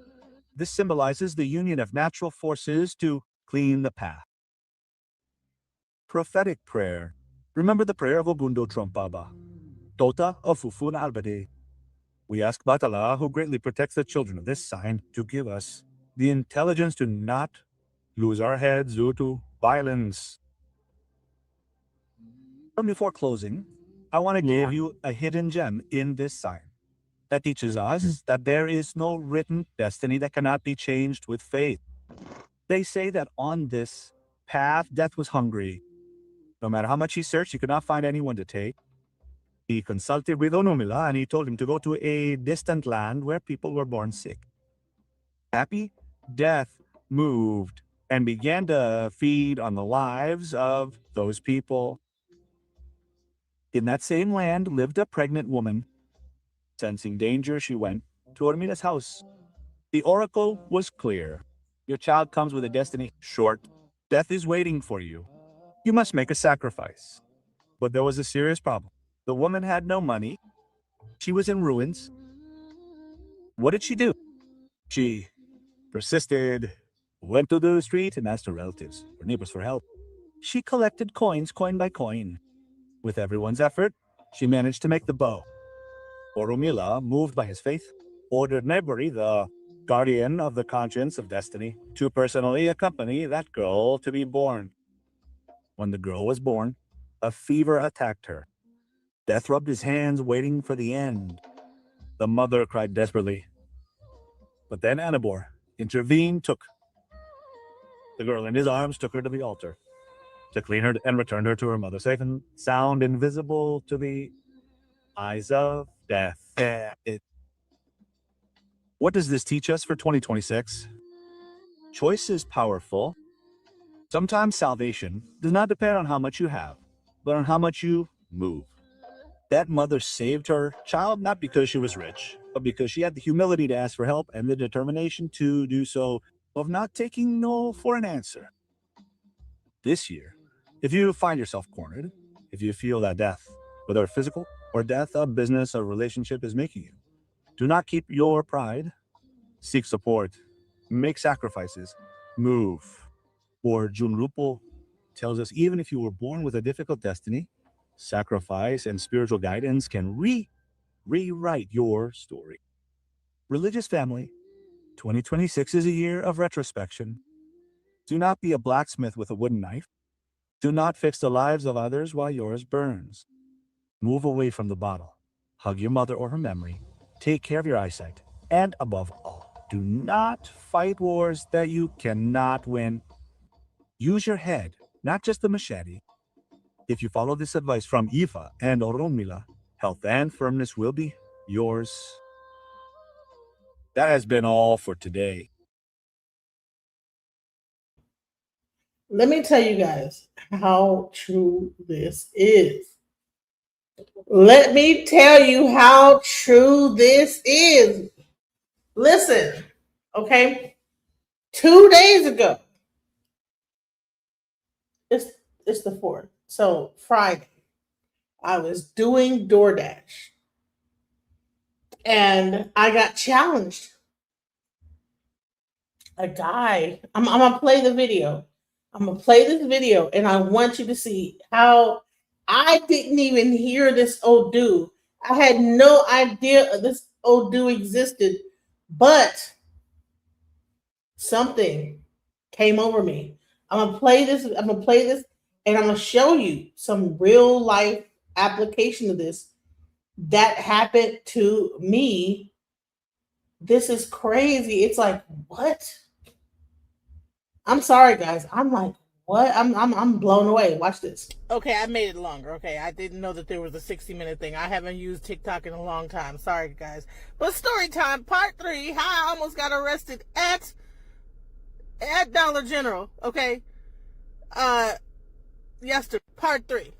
So I'm like, okay, he tell me, I'm like, is there a cart? I'm like, what? So there's no carts. I'm like, what? What do you mean it's no carts? this is a grocery store. It has groceries. You have carts. People put, if they have too much, they have to be able to put things into the cart. So he gets smart, you know. Hey, didn't you hear me the first time? You didn't hear me the first time when I said we ain't had no. Are you talking to me like you don't lost your mind? Can't be talking to me. He's like, yeah, I'm talking to you. You know, him and his coworker are just leaning up against the wall casually. I guess they just don't feel like doing something today. I don't know what was going on, but they were just they looked like they was hot. The one lady sitting there, she looked like she took a perk or two. He high. They both look hot. So I'm over here just trying to do my dang thing. I show him the DoorDash app. I said, look, I'm just trying to DoorDash. I'm trying to just do this order here. You know, and that's why I was asking for a cart. Can I just take this cart here? He says no. So there's a cart full of like stuff. And I'm like, okay, you're saying you don't have any carts, but there's like 3 carts sitting right here full of like groceries. Can I just like use this cart to finish out my DoorDash? No. And then I said, well, I'm just going to just use this cart. You know, I'm like, he's like, I'm going to call the police on you. I'm like, bro, this dude is fucking tripping. Like, you're going to call the police on me because I'm trying to just finish out, just shop? Like, what? Finally, you know what? I brought my phone out and I recorded. I said, you know what? You're treating me really jacked up. I don't understand what's going on. Like, you're tripping, bro. And so he just like, yeah, he's just like, I don't have to put up with you or whatever you're talking about. Whatever, get out. And you know, of course, me, you know, I'm saying, you know, us black, you know, when we get a certain age, we like, let me talk to your manager because you tripping. You know what I'm saying? I'm like, what's your name? You know what I'm saying? Because I need to talk to the manager. Well, how you're behaving, this is not, you don't need to have no job the way you're acting like this. It's crazy. I am the manager. Anyway, so just in order for me not to end up in prison and jail, you know what I'm saying? Because like the old me, all 3 of them carts, like that whole everything around me would have been knocked down. Whatever laziness they was feeling at the moment, honey, it would have ended because they would have had to pick all that shit. But I had to chill out because my daughter, Osset, was still sitting there. She's mom, and she knows that I have a jacked up temper, and she knows how things could just escalate with me. Okay, it'll escalate real quick.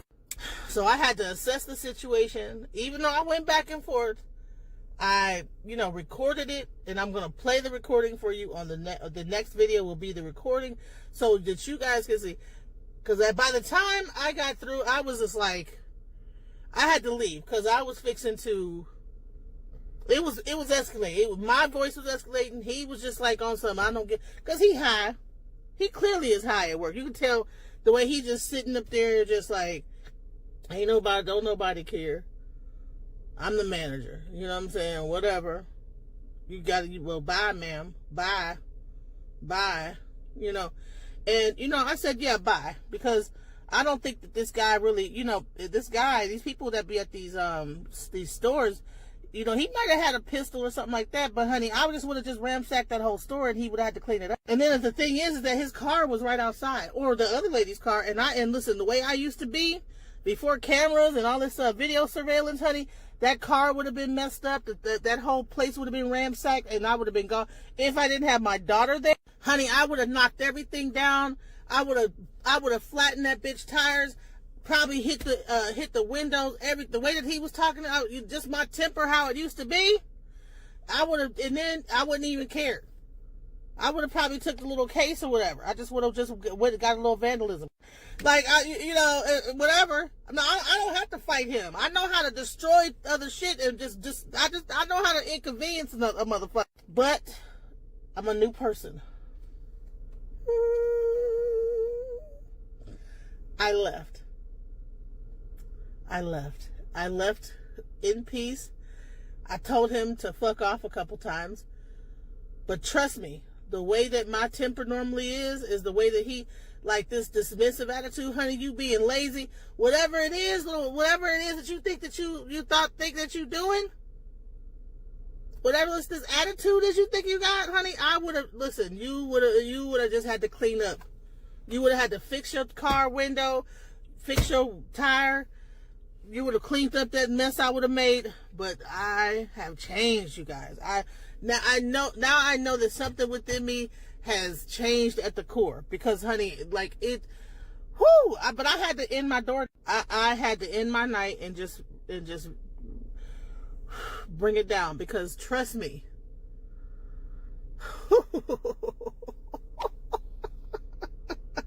Woo! But anyways, I didn't go to jail. But I'm going to play you the video of the part that I captured. Just this asshole being an asshole. And hopefully, it's over there. He's at the DoorDash over there in Balch Springs off of, I'm gonna find out what the street it is, but it says DoorDash over there off of Balch Springs. And if y'all know this guy, I don't know what this guy, name is, but I need to figure out how to find this guy and report his attitude to his manager, because the way it is, like, dude, these people don't even be knowing customer service. I don't even know how they have jobs half the time, bro. Now I get it, you ain't getting paid that much, but come on, bro. Like, man, I'm thinking maybe there's something going on with the carts, right? Maybe people are leaving the carts outside and they're just too lazy to go outside and recover the carts. Maybe people are taking the carts away. Whatever the reason is to why they don't have carts, it's beyond me. But I want to ask Dollar General, do y'all know that y'all don't have carts at this location, at this Dollar? I'm gonna mention the name of it. I'm gonna find the actual street of it. I'm gonna put it in the thing when I get a chance. I'm in my car about to DoorDash some more. But when I finish like this story, I'm going to give you the exact location of the Dollar General. It's in Balch Springs, right on St. Augustine's not Elon Road. It starts with an A.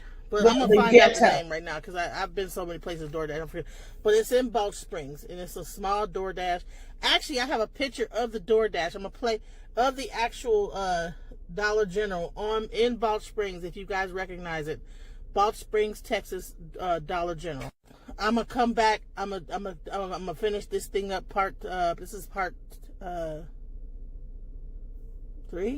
I'm gonna do a part 4, and I'm gonna give you the location and everything, and play the video where this dude was being an asshole. Peace. And I was being an asshole too. I was being an asshole kind of too. You gonna hear me being an asshole, because I'm like, because at a certain point, I just like started getting with him too. Like, god dang it. So watch this. To order these things for DoorDash, you guys have no carts. I asked you once. You have a good day. I asked you once, and then you said no, and I said, "Oh, I'm like, what? I thought you were joking at first. I thought that you were joking at first." But then when you said it twice, I just couldn't believe that DoorDash, that Dollar General wouldn't have any carts. So I asked it twice, and you got smart with me for no reason. Then when I said, well, can I use a cart like this cart here that actually has stuff in it, but I could just order to get the stuff I need? You told me no, because you just want to be a jerk about it. So I asked you what your name was so I can contact your supervisor, because of how you are treating me, and that's not how you treat a customer. Did you get all the information for your camera? Yeah. Have a good day. Yeah. Can I speak to your ma'am? Do you know what the general manager? Okay. So no, I would like to speak to. Listen, I don't know what you're confused about. Nothing. You're not going to treat me like this. I didn't do anything wrong to you, so you're a very rude. You don't need to have a job. The way that your behavior is not conducive to a person that needs to be working anywhere. Your opinion means so much to me. It don't matter. But you're an asshole. You're being a complete asshole, sir. Okay, your opinion means so much to me. Well, you're gonna be on. Well, smile, honey. And you're on Candid Camera. I'm gonna upload this shit to YouTube. I have 60,000 subscribers, nigga. I have. No, yeah. When you explained the whole situation after, I knew I was on camera. Yeah, of course. How you were holding, I knew I was on camera. Yeah, and you're being an asshole for no fucking reason. Okay. But have a good And I'm gonna call your fucking. No, you've been talking to me crazy, nigga. You've been talking to me stupid. I don't give a fuck. Fuck you. Fuck you. I have yet to call you anything. Got your No, name. yeah, but you are a nigga. You are a black ass nigga. Fuck you. Watch your mouth. If I do somewhere else, no. You keep quiet.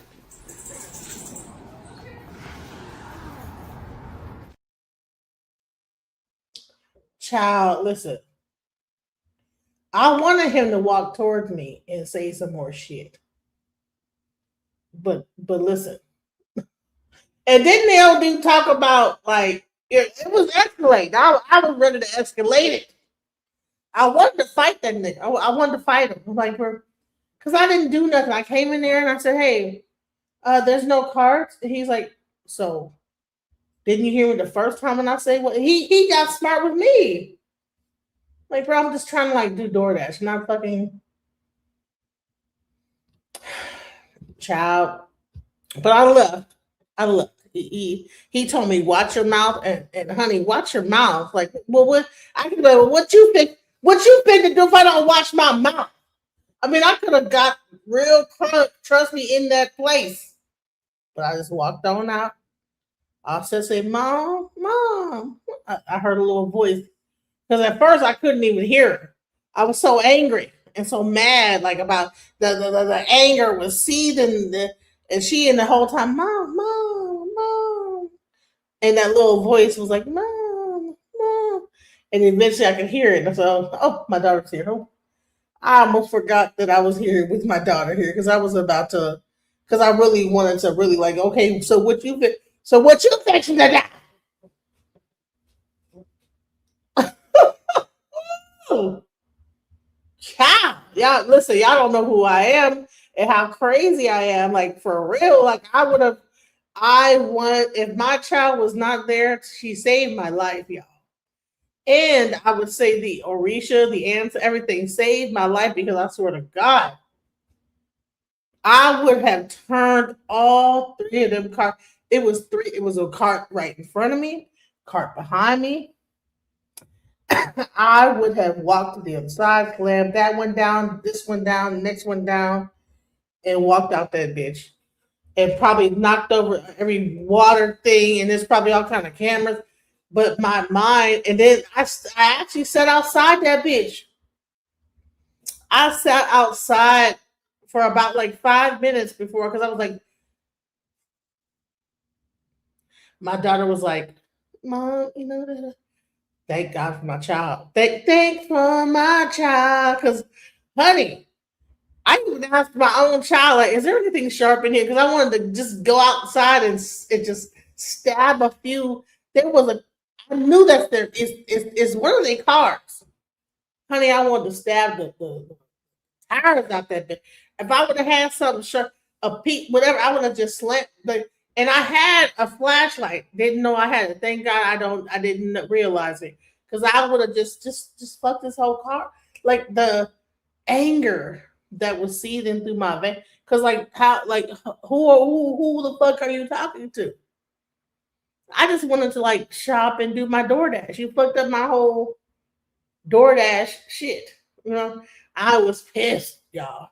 But God, my daughter, the ancestors, whatever it was, stopped me and said, just go ahead and something just took my hand, just walked me the hell up out of there because I was like, because it was escalating. It was escalating. And trust me, nobody want to see me escalate because when I escalate, shit gets destroyed, knocked over, fucked up, you know. So yeah, I left, but trust me, in my mind, I wanted to ransack that whole spot. But it's interesting with the Odu where it talks about like, listen, don't get into unnecessary arguments and fighting with somebody. Because I wanted him to step forward and be like, hey, in my mind, I was waiting for him to do it. And something was like, no, no, no. Take your ass and go get the hell on and just go home. Go home. Just chill. Yeah, it's not that important.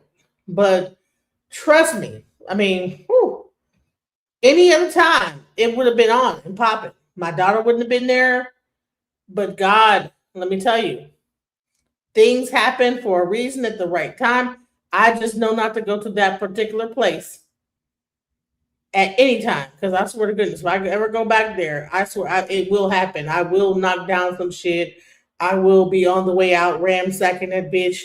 Like, because I actually consider like going back there and like this is how my mind is crazy. I was like, man, when I dropped my daughter off at home later that night, like I went straight home after that.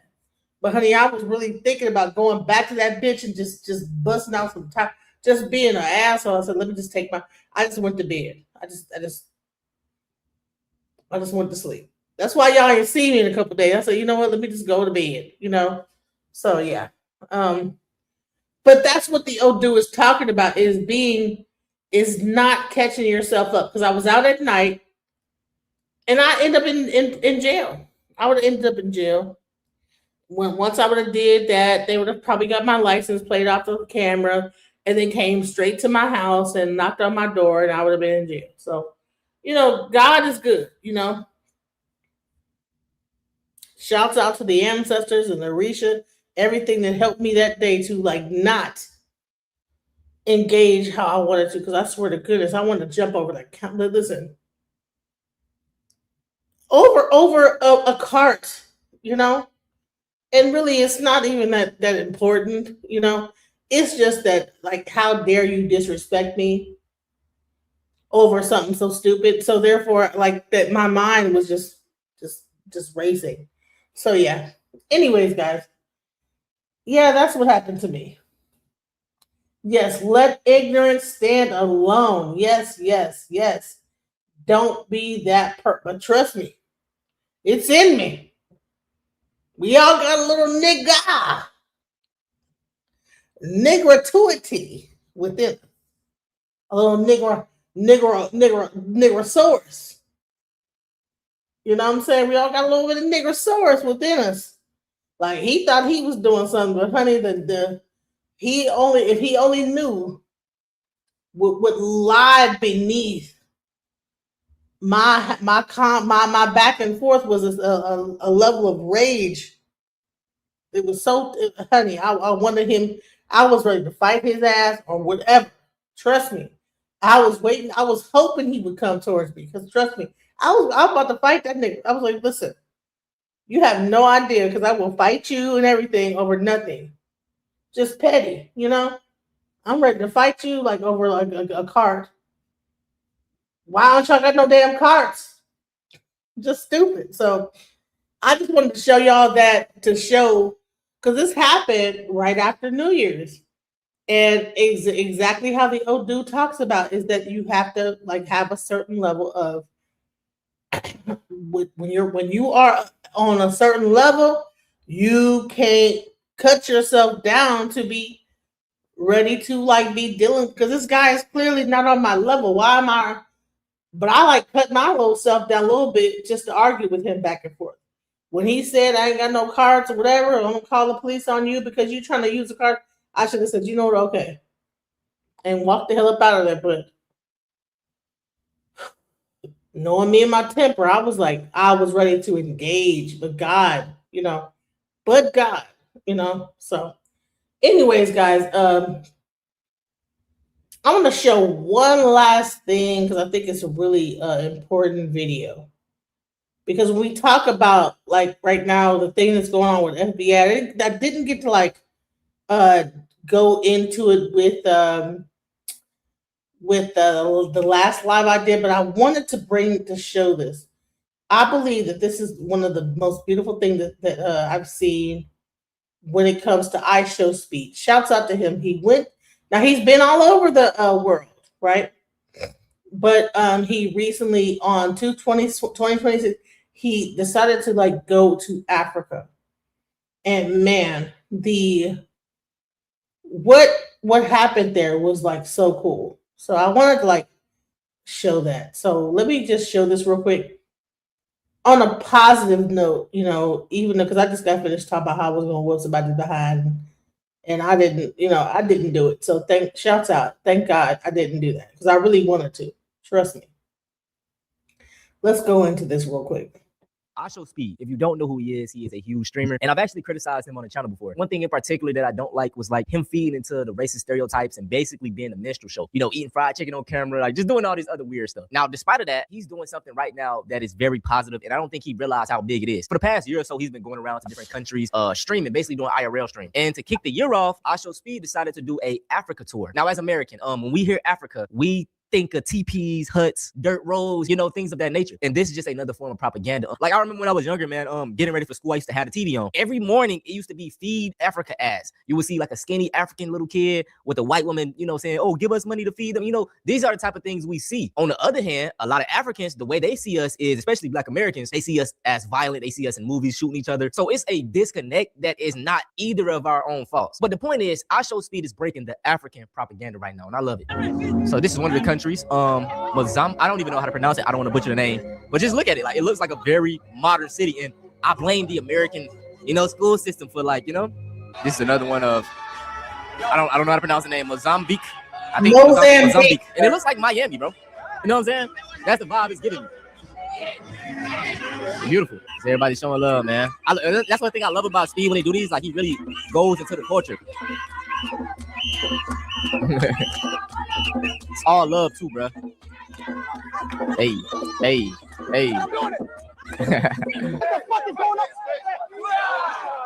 Yeah, they gonna beat him probably in every athletic thing he does.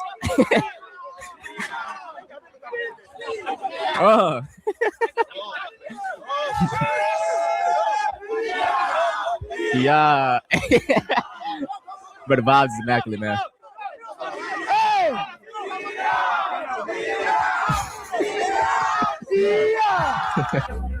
Look, someone made him art. Like, this is fire. Excuse me, bro.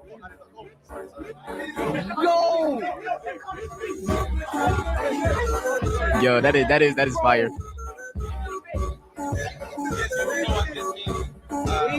I need this. Another one of him dancing. I think this is when he was in Angola. He's been to 3 countries now.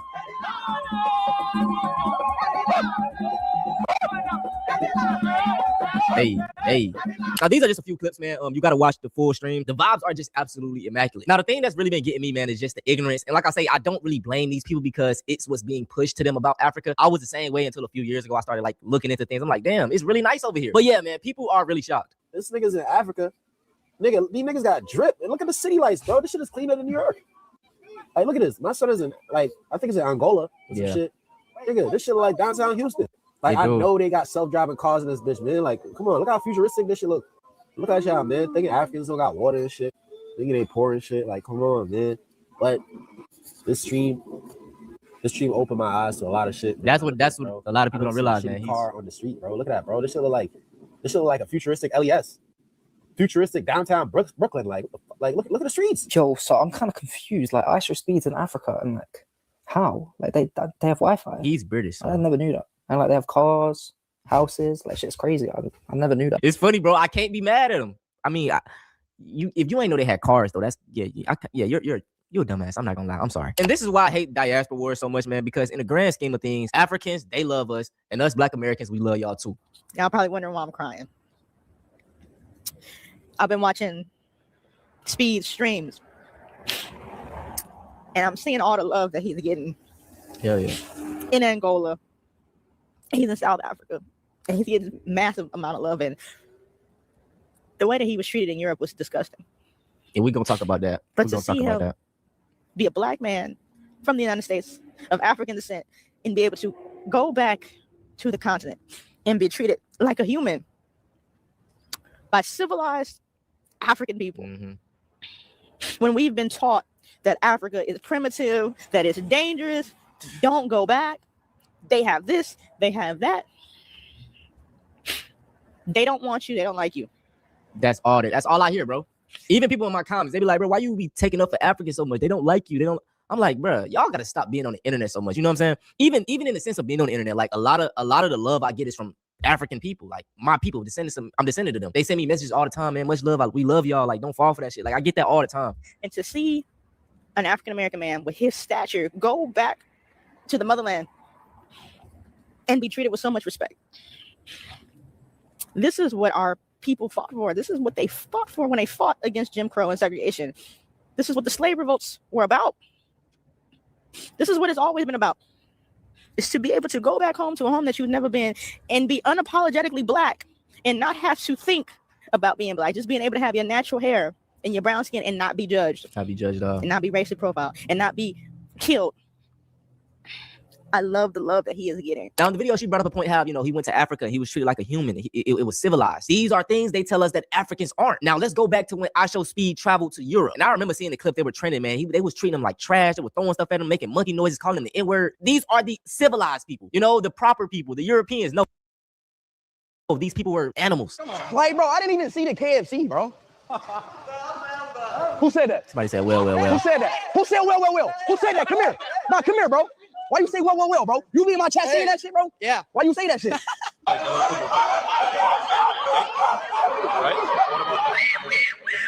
Making monkey noises, y'all. Hey, how do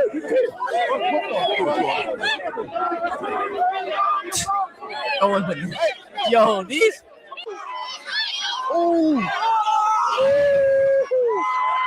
Man, and these are the same people that love calling black people violent, uncivilized.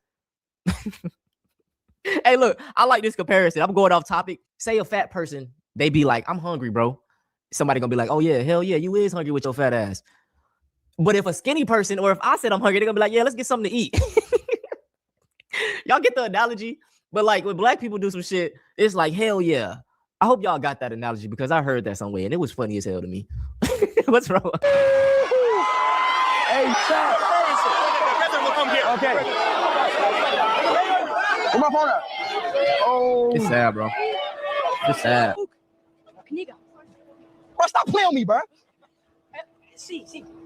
Google Translate. I'm going to Google. So I'm guessing book equals the Nick, and he's trying to be funny. Just trying racism. Ha ha ha. These be the 10-year-olds on Instagram liking all these people posts. They think the shit funny. It's not. You're a cornball. He's scared of me? A little bit, don't worry. Why he scared of me? No idea. Come on, little man. Come on. We know why he's scared. Juvik. They know why. We know why he's scared. Anyway, man, the experience from Europe versus Africa was totally different. It was all love in Africa. When my mans went to Europe, they was treating him like he was. But I really just want to give I Show Speed his flowers, man. It's been a joy to see these clips. It really made my day, my week, really, bro. Seeing all that love, and it just tells you, and it just shows you, man, not to look, and it just shows you, man, not to feed into the propaganda. These black fatigue videos. Have y'all ever talked to a black person in real life? In my neighborhood alone, man, like it's so many affluent black people off living great, black families, black fathers, man. It's if you go into the real world, you will see what it really is. If you stay online, if you're fucking parasocial and shit, yeah, you might see black fatigue. You're gonna believe it, but when you go into the real world, you see this stuff for yourself, you'll be totally, shocked. But that's it, man. I hope y'all enjoy. If y'all want to see something similar to this, go check out, man. It's 30 old. I Show Speed. If you don't know who he is a I wanted to show that real quick because I think that was a beautiful ending to a great live. If you get a chance, please go back and see the Odu for the year, the La Letra de Año. Shouts out to those who have stuck around this long. Please watch the replay. Much love and peace. Just when I thought I couldn't find my way out, yeah, I searched the God in me to find my way out. I know it can seem way out, but the Creator flows to and through me from way out. I'm talking way out, yeah. See if you believe in the God